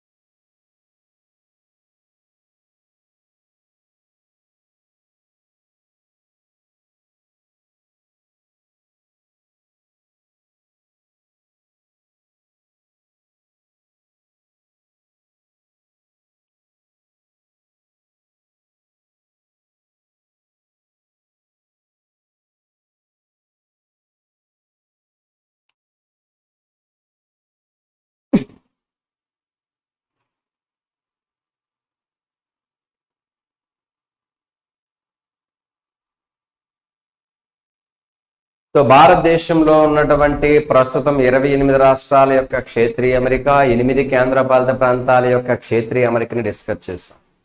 ఇప్పుడు ఇందులో విస్తీర్ణ పరంగా పెద్ద రాష్ట్రాలు ఏమున్నాయి, విస్తీర్ణ పరంగా చిన్న రాష్ట్రాలు ఏమున్నాయి, విస్తీర్ణ పరంగా పెద్ద కేంద్రపాలిత ప్రాంతాలు ఏమున్నాయి, విస్తీర్ణ పరంగా చిన్న కేంద్రపాలిత ప్రాంతాలు ఏమున్నాయి, జనాభా పరంగా పెద్ద కేంద్రపాలిత ప్రాంతాలు ఏమున్నాయి, జనాభా పరంగా చిన్న కేంద్రపాలిత ప్రాంతాలు ఏమున్నాయి, జనాభా పరంగా పెద్ద రాష్ట్రాలు ఏమున్నాయి, జనాభా పరంగా చిన్న రాష్ట్రాలు ఏమున్నాయి అనేటువంటి యొక్క స్ట్రక్చర్ క్షేత్రీయ అమరికని మనం డిస్కస్ చేస్తాం. సార్ భారతదేశంలో ఉన్న 28 రాష్ట్రాల్లో విస్తీర్ణ పరంగా అతిపెద్ద రాష్ట్రం ఏది అని అంటే, విస్తీర్ణ పరంగా అతిపెద్ద రాష్ట్రము రాజస్థాన్.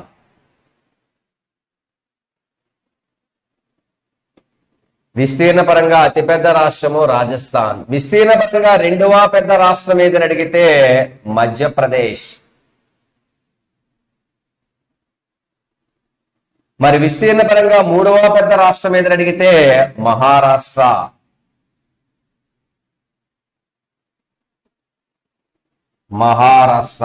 మరి విస్తీర్ణ పరంగా నాలుగవ పెద్ద రాష్ట్రం ఏదని అడిగితే ఉమ్మడి ఆంధ్రప్రదేశ్.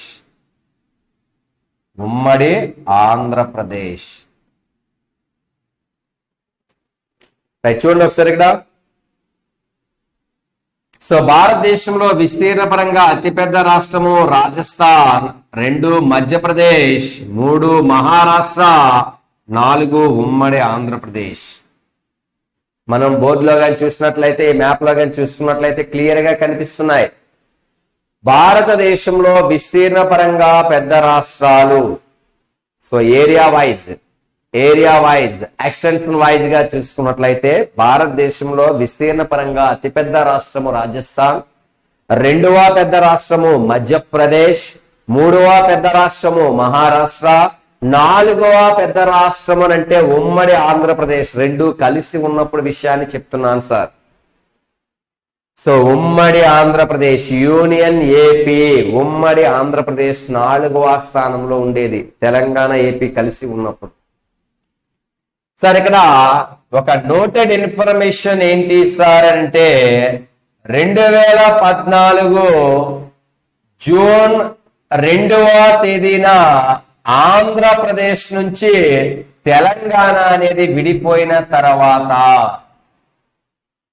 2014 జూన్ 2వ తేదీన ఆంధ్రప్రదేశ్ నుంచి తెలంగాణ అనే రాష్ట్రం విడిపోయిన తరువాత ప్రస్తుత నవ్యాంధ్రప్రదేశ్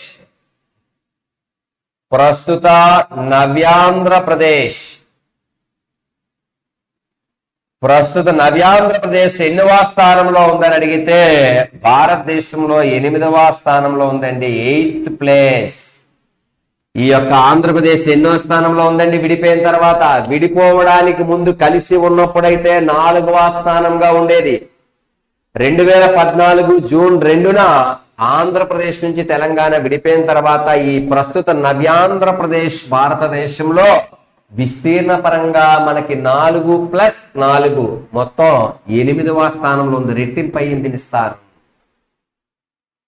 మరి ప్రస్తుత తెలంగాణ రాష్ట్రం విస్తీర్ణ పరంగా భారతదేశంలో విస్తీర్ణ పరంగా ఈ తెలంగాణ ఎన్నో స్థానంలో ఉందని అడిగితే 12th ప్లేస్, 12వ స్థానంలో ఉందండి. 12th ప్లేస్ 12వ స్థానంలో ఉంది. అంటే ఆంధ్ర తెలంగాణ కలిసి ఉన్నప్పుడు మన భారతదేశంలో మన రాష్ట్రము 4వ స్థానంగా ఉండేది ఉమ్మడి ఆంధ్రప్రదేశ్. ఎన్నో స్థానం అండి? ఉమ్మడి ఆంధ్రప్రదేశ్ కలిసి ఉన్నప్పుడు 4వ స్థానంగా ఉండేది. ఎప్పుడైతే 2014 జూన్ 2వ తేదీన ఆంధ్ర తెలంగాణ విడిపోయాయో ఆ తర్వాత ప్రస్తుత నవ్యాంధ్రప్రదేశ్ 8వ స్థానంలోని, అంటే ఈ స్టేట్, అలాగే ప్రస్తుత తెలంగాణ ఇలా ఈ స్టేట్ 12వ స్థానంలోని విభజించబడి ఉన్నాయి. మరి ఇక్కడ ఒక విషయం మనం గమనించినట్లయితే, ఇక్కడ ఉమ్మడి ఆంధ్రప్రదేశ్ ఉన్న 4వ స్థానం, ఉమ్మడి ఆంధ్రప్రదేశ్ ఉన్న ఈ 4వ స్థానం ఖాళీ ఏర్పడింది. కాబట్టి ఉమ్మడి ఆంధ్రప్రదేశ్ గా ఉన్న ఆ 4వ స్థానాన్ని ప్రస్తుతం ఆక్రమించిన భారతదేశ రాష్ట్రం ఏదని అడిగితే ఉత్తరప్రదేశ్. అంటే ఇప్పుడు కరెంట్ జాగ్రఫీగా, కరెంట్ ఇన్ఫర్మేషన్ గా తీసుకుంటే విస్తీర్ణ పరంగా అతిపెద్ద రాష్ట్రము రాజస్థాన్, విస్తీర్ణ పరంగా రెండవ పెద్ద రాష్ట్రము మధ్యప్రదేశ్, ప్రస్తుతం విస్తీర్ణ పరంగా మూడవ పెద్ద రాష్ట్రం మహారాష్ట్ర, ప్రస్తుతం నాలుగవ అతిపెద్ద రాష్ట్రం ఏదని అడిగితే ఉత్తరప్రదేశ్ 4వ స్థానంలో ఉంది ప్రెసెంట్. మరి ప్రస్తుతం 4వ స్థానంలో ఉన్న ఉత్తరప్రదేశ్ ఇది వరకు ఏ రాష్ట్రం ఉండేదని అడిగితే ఇది వరకు ఉమ్మడి ఆంధ్రప్రదేశ్ 4వ స్థానంగా ఉండేది.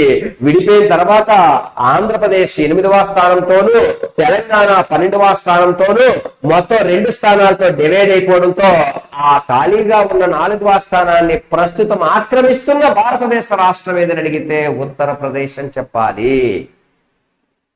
ఇది కరెంట్ జాగ్రఫీ, ఇది స్టాక్ జాగ్రఫీ. ఉమ్మడి ఆంధ్రప్రదేశ్ 4th ప్లేస్ అనేది స్టాక్. ఆ ఉమ్మడి ఆంధ్రప్రదేశ్ లో ఉన్న 4వ స్థానాన్ని ప్రస్తుతం ఆక్రమించిన భారతదేశ రాష్ట్రం ఏదనేది కరెంట్ జాగ్రఫీ ఉత్తరప్రదేశ్. సో ఇది విస్తీర్ణ పరంగా పెద్ద రాష్ట్రాలు భారతదేశంలో ఏమున్నాయి, అట్ ది సేమ్ టైం మన ఆంధ్రప్రదేశ్ తెలంగాణ ఎన్నో స్థానాల్లో ఉన్నాయనే విషయాన్ని మనం చూస్తున్నాం.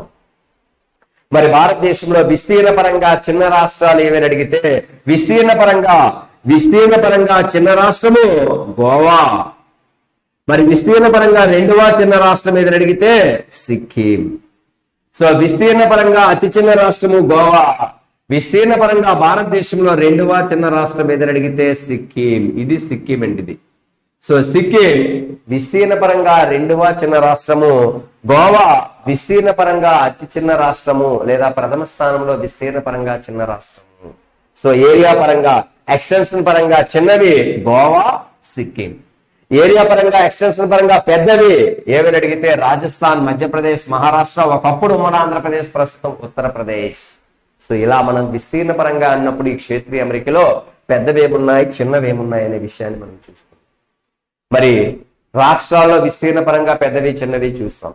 మరి కేంద్రపాలిత ప్రాంతాల్లో విస్తీర్ణ పరంగా పెద్ద కేంద్రపాలిత ప్రాంతం ఏది, విస్తీర్ణ పరంగా చిన్న కేంద్రపాలిత ప్రాంతం ఏదని అడిగితే విస్తీర్ణ పరంగా అతిపెద్ద కేంద్రపాలిత ప్రాంతము, విస్తీర్ణ పరంగా అతిపెద్ద కేంద్రపాలిత ప్రాంతము లడక్. భారతదేశంలో ఉన్న 8 కేంద్రపాలిత ప్రాంతాల్లో విస్తీర్ణ పరంగా ఏరియా పరంగా అతిపెద్దది లడక్. మరి విస్తీర్ణ పరంగా రెండవ పెద్ద కేంద్రపాలిత ప్రాంతం ఏదని అడిగితే జమ్మూ అండ్ కాశ్మీర్. అంటే ఇది. సో విస్తీర్ణ పరంగా పెద్ద కేంద్రపాలిత ప్రాంతము, విస్తీర్ణ పరంగా రెండవ పెద్ద కేంద్రపాలిత ప్రాంతము లడక్, జమ్మూ కాశ్మీర్. మరి విస్తీర్ణ పరంగా మూడవ పెద్ద కేంద్రపాలిత ప్రాంతం ఏదని అడిగితే అండమాన్ నికోబార్ దీవులు చెప్పాలండి.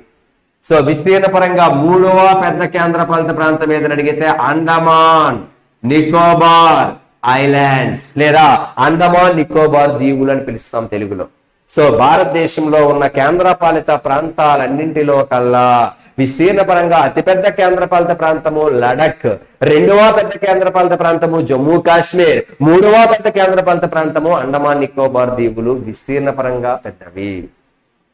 మరి భారతదేశంలో విస్తీర్ణ పరంగా చిన్న కేంద్రపాలిత ప్రాంతాలు ఏవి అని అడిగితే భారతదేశంలో విస్తీర్ణ పరంగా చిన్న కేంద్రపాలిత ప్రాంతము లక్షద్వీపులు.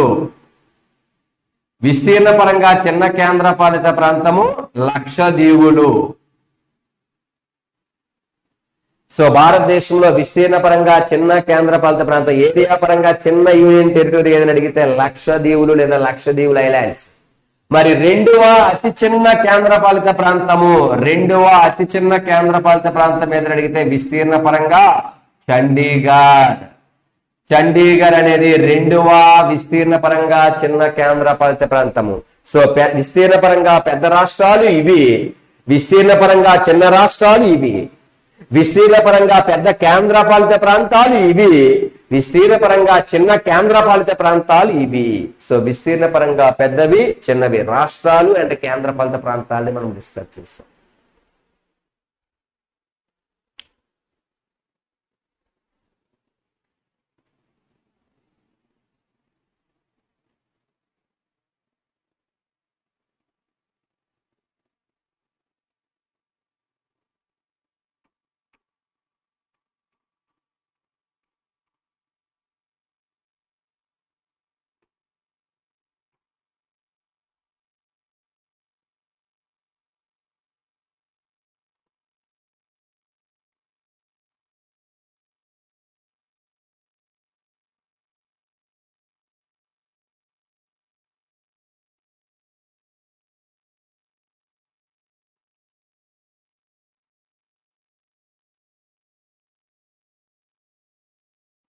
సో ఇప్పుడు విస్తీర్ణ పరంగా పెద్ద రాష్ట్రాలు, చిన్న రాష్ట్రాలు, పెద్ద కేంద్రపాలిత ప్రాంతాలు, చిన్న కేంద్రపాలిత ప్రాంతాలని చూసుకున్నాం. ఇప్పుడు అలా కాకుండా ఇదే భారతదేశంలో జనాభా పరంగా పెద్ద రాష్ట్రాలు ఏమున్నాయి, జనాభా పరంగా చిన్న రాష్ట్రాలు ఏమున్నాయి. కాబట్టి జనాభా పరంగా పెద్దవి, చిన్నవి. సో పాపులేషన్ వైజ్ ఇది. సో ఇక్కడ పాపులేషన్ వైజ్ గా చూస్తున్నాం. ఇందాక ఏరియా వైజ్ గా చూసుకున్నా, ఏరియా వైజ్ గా పెద్దవి చిన్నవి చూసాం. ఇప్పుడు పాపులేషన్ వైజ్ గా అంటే జనాభా పరంగా పెద్ద రాష్ట్రాలు, చిన్న రాష్ట్రాలు, పెద్ద కేంద్రపాలిత ప్రాంతము, చిన్న కేంద్రపాలిత ప్రాంతాన్ని ఇప్పుడు చూస్తాం. సో భారతదేశంలో జనాభా పరంగా అతిపెద్ద రాష్ట్రం ఏదని అడిగితే జనాభా పరంగా అతిపెద్ద రాష్ట్రము ఉత్తరప్రదేశ్. అంటే జనాభా పరంగా అతిపెద్ద రాష్ట్రం ఏది ఇక్కడ, ఉత్తరప్రదేశ్. అంటే మనం గమనించాల్సింది ఏంటి, ఉత్తరప్రదేశ్ జనాభా పరంగా ఫస్ట్ ప్లేస్, విస్తీర్ణ పరంగా ఫోర్త్ ప్లేస్. జనాభా పరంగా మొదటి స్థానం, విస్తీర్ణ పరంగా ఇది 4వ స్థానంలో ఉంది ఉత్తరప్రదేశ్. మరి జనాభా పరంగా 2వ పెద్ద రాష్ట్రం ఏదని అడిగితే మహారాష్ట్ర. ఈ మహారాష్ట్ర అనే రాష్ట్రాన్ని తీసుకుంటే విస్తీర్ణ పరంగా ఇది 3వ స్థానంలో ఉంది, జనాభా పరంగా ఇది 2వ స్థానంలో ఉంది, సెకండ్ ప్లేస్ లో ఉందనే విషయాన్ని గ్రహించాలి. మరి జనాభా పరంగా 3వ స్థానంలో ఉన్న రాష్ట్రం ఏదని అడిగితే బీహార్. ఈ యొక్క బీహార్ రాష్ట్రం తీసుకుంటే జనాభా పరంగా 3వ అతిపెద్ద రాష్ట్రము. మరి 4వ అతిపెద్ద రాష్ట్రం ఏదని అడిగితే పశ్చిమ బెంగాల్ లేదా west Bengal. So west Bengal లేదా పశ్చిమ బెంగాల్ జనాభా పరంగా 4వ పెద్ద రాష్ట్రము. మరి 5వ పెద్ద రాష్ట్రం ఏదని అడిగితే ఉమ్మడి ఆంధ్రప్రదేశ్. ఉమ్మడి ఆంధ్రప్రదేశ్.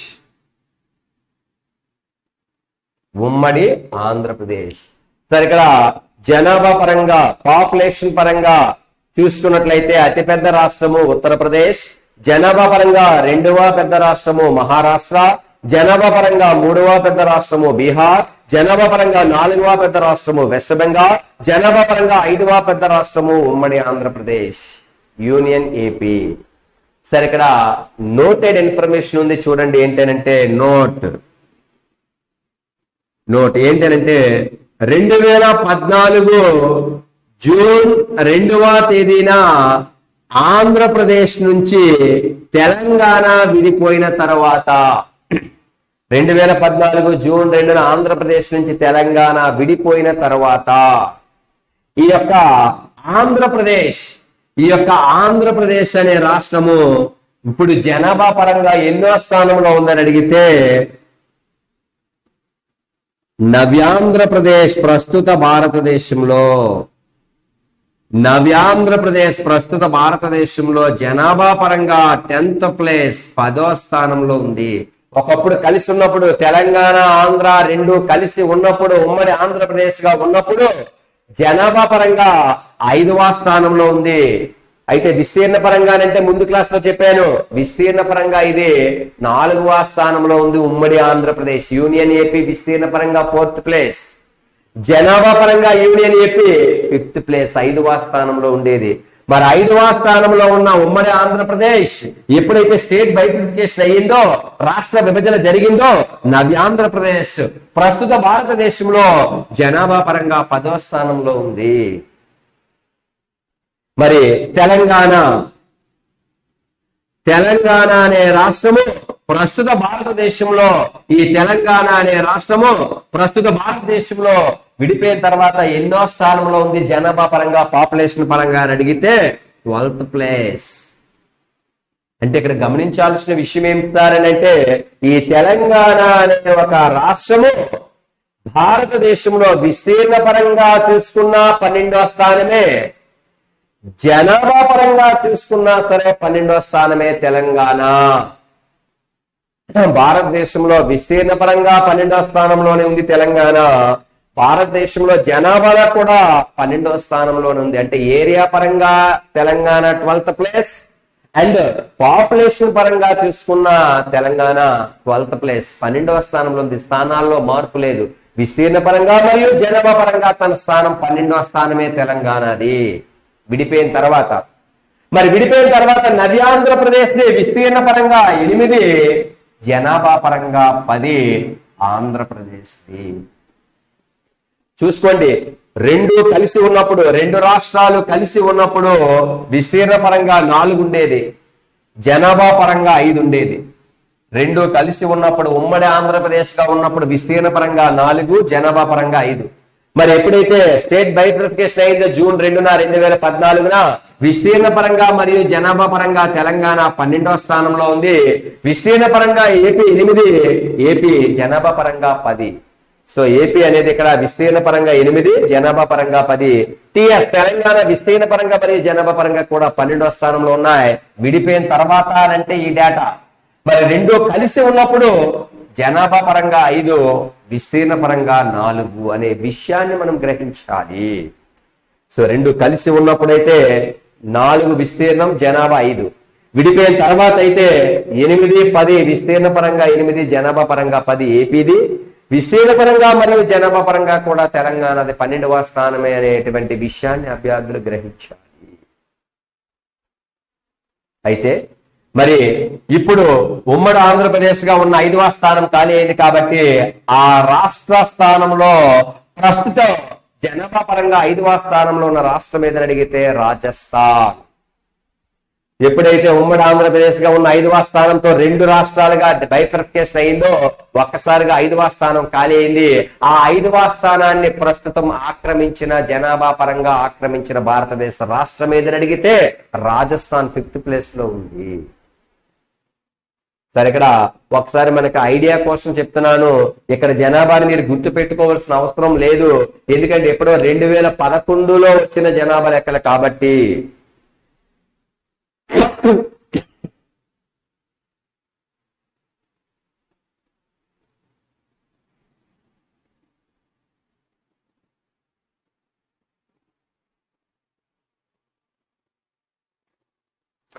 సో ఇక్కడ ఎప్పుడో 2011లో వచ్చిన జనాభా లెక్కలు కాబట్టి ఇక్కడ జనాభాని మనం మ్యాండేటరీగా గుర్తు పెట్టుకోకపోయినా పర్వాలేదు, కానీ సందర్భాన్ని అనుసరించి నేను ఇక్కడ మెన్షన్ చేయడం జరుగుతుంది. చూడండి, ఏంటంటే అత్యధిక జనాభా కలిగిన రాష్ట్రం ఏది భారతదేశంలో? సో అత్యధిక జనాభా కలిగిన రాష్ట్రం ఉత్తరప్రదేశ్. ఉత్తరప్రదేశ్ జనాభా సుమారుగా 19 కోట్ల జనాభా ఉన్నారండి. ఎప్పటికీ 2011 జనాభా లెక్కల ప్రకారం, 2011 జనాభా లెక్కల ప్రకారం. మరి మహారాష్ట్ర జనాభా ఎంత అని అడిగితే 11 కోట్ల జనాభా అయింది 2011 జనాభా లెక్కల ప్రకారమే. According to 2011 census, according to 2011 census highest population which state అని అడిగితే యూపీ నియర్లీ 19 crore పాపులేషన్ అండి. ఇక్కడ 19 కోట్ల జనాభా అకార్డింగ్ టు 2011 సెన్సస్ 2011 జనాభా లెక్కల ప్రకారం. మరి రెండో స్థానం మహారాష్ట్ర 11 కోట్లు, అదే 2011 జనాభా లెక్కల ప్రకారం. బీహార్ 10 కోట్ల జనాభా, అదే 2011 జనాభా లెక్కల ప్రకారం. వెస్ట్ బెంగాల్ 9 కోట్ల జనాభా, 9 కోట్ల జనాభా, అదే 2011 జనాభా లెక్కల ప్రకారం. మరి ఉమ్మడి ఆంధ్రప్రదేశ్ అంతా అని అడిగితే 5వ స్థానంలో ఉంది కదా, ఆ ఉమ్మడి ఆంధ్రప్రదేశ్ ఎన్ని కోట్లని అడిగితే 8 కోట్ల జనాభా, అదే 2011 జనాభా లెక్కల ప్రకారం. అదే 2011 జనాభా లెక్కల ప్రకారం. సార్ ఇక్కడ 2012 గ్రూప్ 4 ఎగ్జామ్ లో అడిగినటువంటి సందర్భం ఏంటంటే ఉమ్మడి ఆంధ్రప్రదేశ్ మొత్తం జనాభా ఎంత అని అడిగాడండి. ఉమ్మడి ఆంధ్రప్రదేశ్ మొత్తం జనాభా 8,46,65,533 మంది అండి. ఉమ్మడి ఆంధ్రప్రదేశ్ మొత్తం జనాభా ఎంత అని ఒకసారి గ్రూప్ 4 ఎగ్జామ్ అడిగే 2012-13 8 కోట్లు అని చెప్పేస్తాం సింపుల్ గా. యూనియన్ ఏపీది 8 కోట్లు అనేది సాధారణ సంఖ్య, సాధారణ వర్డ్ కాకుండా మొత్తం స్ట్రక్చర్ ఎంతంటే 8,46,65,533 మంది జనాభాతో భారతదేశంలో ఉమ్మడి ఆంధ్రప్రదేశ్ మనకి 5వ స్థానంలో ఉండేది యూనియన్ ఏపీ. ఎప్పుడైతే 2014 జూన్ 2న ఆంధ్ర తెలంగాణ విడిపోయిన తర్వాత నది ఆంధ్రప్రదేశ్ 10వ స్థానంతోని తెలంగాణ ప్రస్తుతం 12వ స్థానంతో విడిపోయిందో ఇక్కడ పాపులేషన్ డేటా కూడా మారిపోయినది. ఎంత అని అడిగితే నవ్య ఆంధ్రప్రదేశ్ 10వ స్థానంలో ఉంది కదా. మరి నవ్య ఆంధ్రప్రదేశ్ 10వ స్థానంలో ఉంటే నవ్య ఆంధ్రప్రదేశ్ జనాభా 4,95,78,591 మంది అని చెప్తుంది 2014 సోషియో ఎకనామిక్ సర్వే, 2014 సామాజిక ఆర్థిక సర్వే ప్రకారం నవ్యాంధ్రప్రదేశ్ జనాభా, ప్రస్తుత నవ్యాంధ్రప్రదేశ్ జనాభా 4,95,78,591 మందిని సోషియో ఎకనామిక్ సర్వేలో రిపోర్ట్ లో వెల్లడించినటువంటి సంఖ్య. మరి ప్రస్తుతం తెలంగాణ 12వ స్థానంలో ఉందని చెప్తున్నాం. ఈ ప్రస్తుత తెలంగాణలో 12వ స్థానంలో ఉన్న తెలంగాణ జనాభా ఎంత అని అడిగితే 3,50,02,186 మంది ఉన్నారండి ఇక్కడ తెలంగాణలో. సో 3,50,02,186 మంది అనేది 2014 సోషియో ఎకనామిక్ సర్వే ప్రకారం చెప్తున్నాను. తెలంగాణ జనాభా స్థానము అని. అలాగే ఆంధ్రప్రదేశ్ జనాభా 4,95,78,591 మంది అనేది కూడా 2014 సోషియో ఎకనామిక్ సర్వే చెప్తున్నాను. ఎన్నో స్థానము? 10వ స్థానము. ఇది ఎన్నో స్థానము? 12వ స్థానము. ఇదెంత? 4 కోట్ల మంది. ఇదెంత? 3 కోట్ల మంది. కానీ ఉమ్మడి ఆంధ్రప్రదేశ్ 8 కోట్ల అనేది మాత్రం 2011 జనాభా లెక్కల ప్రకారం చెప్పుకుంటాము. సో ఈ పాపులేషన్ అంతా కూడా ఎక్కడ వరకు ఈ పాపులేషన్ అంతా కూడా మనం 2011 జనాభా లెక్కలు చెప్పుకుంటే 2014 జూన్ 2ని విడిపోయాం కాబట్టి విడిపోయిన తర్వాత ఈ స్థానాలు, విడిపోయిన తర్వాత ఈ జనాభా 2014 సోషియో ఎకనామిక్ సర్వే లేదా సామాజిక ఆర్థిక సర్వే ప్రకారం ఇక్కడ ఉన్నటువంటి డేటాను మనం చెప్పుకుంటున్నాం. సో జనాభా పరంగా పెద్ద రాష్ట్రాలు, అట్ ది సేమ్ టైం మన ఉమ్మడి ఆంధ్రప్రదేశ్ జనాభా ఎంత ఉండేది, ఎన్నో స్థానంలో ఉండేది, విడిపోయిన తర్వాత మన నవ్య ఆంధ్రప్రదేశ్ ఎన్నో స్థానంలో ఉంది, ఎంత జనాభా ఉంది, విడిపోయిన తర్వాత మన తెలంగాణ ఎన్నో స్థానంలో ఉంది, ఎంత జనాభాని కలిగి ఉంది అనేది విషయాన్ని గ్రహిస్తున్నాము. సో జనాభా పరంగా పెద్ద రాష్ట్రాలు ఇప్పుడు చూసాం. మరి జనాభా పరంగా చిన్న రాష్ట్రాలని తీసుకుంటే, అంటే లోయెస్ట్ పాపులేషన్ కలిగిన స్టేట్స్ తీసుకుంటే, జనాభా పరంగా అతి చిన్న రాష్ట్రము సార్, జనాభా పరంగా చిన్న రాష్ట్రము అన్నా, అత్యల్ప జనాభా కలిగిన రాష్ట్రము అన్నా, అతి తక్కువ జనాభా కలిగిన రాష్ట్రము అన్నా ఒక్కటే అనే విషయాన్ని అభ్యర్థులు గ్రహించాలి. సో జనాభా పరంగా చిన్న రాష్ట్రము, అత్యల్ప జనాభా కలిగిన రాష్ట్రము, అతి తక్కువ జనాభా కలిగిన రాష్ట్రం ఏదని అడిగితే సిక్కిం, రెండవ అతి తక్కువ జనాభా కలిగిన రాష్ట్రం ఏదని అడిగితే మిజోరాం, మూడవ అతి చిన్న రాష్ట్రము, మూడవ అతి తక్కువ జనాభా కలిగిన రాష్ట్రం ఏదని అడిగితే అరుణాచల్ ప్రదేశ్. మరి ఇక్కడ 2011 జనాభా లెక్కల ప్రకారం ఇక్కడ అత్యల్ప జనాభా ఎంత ఉందనేది ఇప్పుడు మనం చూస్తాం. మరి 2011 జనాభా లెక్కల ప్రకారం సిక్కిం జనాభా 6.07 lakhs లేదా లక్షల్లో ఉంటుంది. ఇక్కడ కోట్లలో ఉండదు, ఎందుకంటే అతి తల్ప లేదా అతి తక్కువ జనాభా. మిజోరాం జనాభా ఎంత అని అడిగితే 10.97 lakhs లేదా 10.97 లక్షలు లేదా 97 లక్షలు. మరి అరుణాచల్ ప్రదేశ్ జనాభా పరంగా 3వ చిన్న రాష్ట్రము. సో పాపులేషన్ పరంగా 3వ చిన్న జనాభా కలిగిన రాష్ట్రం అరుణాచల్ ప్రదేశ్. ఇక్కడ 13.83 లక్షలు ఉన్నారండి. కాబట్టి జనాభా పరంగా చిన్న రాష్ట్రాలు. సరే, ఇక్కడ జనాభా ఈ డేటా కూడా దేన్ని బేస్ చేసుకొని చెప్తున్నామనంటే ఇది కూడా 2011 జనాభా లెక్కల ప్రకారమే చెప్పుకుంటున్నామండి. అకార్డింగ్ టు 2011 సెన్సస్ 2011 జనాభా లెక్కల ప్రకారం అత్యల్ప జనాభా కలిగిన రాష్ట్రాలు ఈ 3 రాష్ట్రాలు, అత్యధిక జనాభా కలిగిన రాష్ట్రాలు 5 రాష్ట్రాలు. సోషల్ ఎకనామిక్ సర్వే ప్రకారంగా నవ్య ఆంధ్రప్రదేశ్ తెలంగాణ జనాభా పరంగా స్థానం ఏంటి, జనాభా పరంగా తన జనాభా ఏంటి అనే విషయాన్ని కూడా గ్రహించాం. సో జనాభా పరంగా పెద్ద రాష్ట్రాలు, జనాభా పరంగా చిన్న రాష్ట్రాలు. సో పాపులేషన్ వైజ్ గా పెద్దవి, చిన్నవి. మరి జనాభా పరంగా పెద్ద కేంద్రపాలిత ప్రాంతం ఏది, జనాభా పరంగా చిన్న కేంద్రపాలిత ప్రాంతం ఏది అనేది చూస్తే, సార్ జనాభా పరంగా అతిపెద్ద కేంద్రపాలిత ప్రాంతము ఢిల్లీ. జనాభా పరంగా అతిపెద్ద కేంద్రపాలిత ప్రాంతం, 8 కేంద్రపాలిత ప్రాంతం ఉన్న ఈ భారతదేశంలో జనాభా పరంగా ఎక్కువ జనాభా, అత్యధిక జనాభా, హైయెస్ట్ పాపులేషన్ కలిగిన యూనియన్ టెరిటరీ కేంద్రపాలిత ప్రాంతం ఏదంటే ఢిల్లీ. 16.75 లక్షల జనాభా ఉన్నారండి ఇక్కడ 2011 జనాభా లెక్కల ప్రకారం. సో అకార్డింగ్ టు 2011 సెన్సస్ 2011 జనాభా లెక్కల ప్రకారం హైయెస్ట్ పాపులేషన్ కలిగిన యూనియన్ టెరిటరీ, అత్యధిక జనాభా కలిగిన కేంద్రపాలిత ప్రాంతం ఏదని అడిగితే ఢిల్లీ. సో అత్యధిక కేంద్రపాలిత ప్రాంతం కలిగిన ఢిల్లీలో జనాభా 16.75 లక్షల జనాభా ఉన్నారు 2011 జనాభా లెక్కల ప్రకారం. హైయెస్ట్ పాపులేషన్ కలిగిన కేంద్రపాలిత ప్రాంతం. మరి తక్కువ జనాభా కలిగిన కేంద్రపాలిత ప్రాంతం ఏదని అడిగితే, తక్కువ జనాభా కలిగిన కేంద్రపాలిత ప్రాంతం ఏదని అడిగితే లక్షద్వీపులు. లక్షద్వీపులు తక్కువ జనాభా కలిగిన కేంద్రపాలిత ప్రాంతం లక్షద్వీపులు. లక్షద్వీపుల్లో కేవలం 64,000 మంది మాత్రమే ఉన్నారు. Only 64,000 members. 64,000 మంది జనాభా మాత్రమే ఉన్నారు. కాబట్టి అత్యల్ప జనాభా, లోయెస్ట్ పాపులేషన్, అతి తక్కువ జనాభా కలిగిన కేంద్రపాలిత ప్రాంతము లక్షద్వీపులు. సో ఇక్కడ రాష్ట్రాన్ని ఇక్కడ స్పేస్ సరిపోదు కాబట్టి, సో అతి తక్కువ జనాభా, అత్యల్ప జనాభా, లోయెస్ట్ పాపులేషన్ కలిగిన యూనియన్ టెరిటరీ లక్షద్వీపులు 64,000 మంది మాత్రమే ఉన్నారు. అత్యధిక జనాభా, హైయెస్ట్ పాపులేషన్ కలిగిన కేంద్రపాలిత ప్రాంతం లేదా యూనియన్ టెరిటరీ ఏదని అడిగితే ఢిల్లీ. ఢిల్లీ ఇది అత్యధిక జనాభా కలిగిన కేంద్రపాలిత ప్రాంతము. 16.75 లక్షల జనాభా ఉన్నారు అకార్డింగ్ టు 2011 సెన్సస్. ఇది కూడా 2011 సెన్సస్, ఇది కూడా 2011 సెన్సస్. సో అత్యధిక జనాభా కలిగిన రాష్ట్రాలు, అట్ ది సేమ్ టైం మన ఏపీ తెలంగాణ ఎలా ఉంది, అలాగే అత్యల్ప జనాభా కలిగిన రాష్ట్రాలు, అట్ ది సేమ్ టైం అత్యల్ప జనాభా కలిగిన కేంద్రపాలిత ప్రాంతాలు, అత్యధిక జనాభా కలిగిన కేంద్రపాలిత ప్రాంతాలు అనే స్ట్రక్చర్ మనం ఇక్కడ డిస్కస్ చేయడం జరిగింది.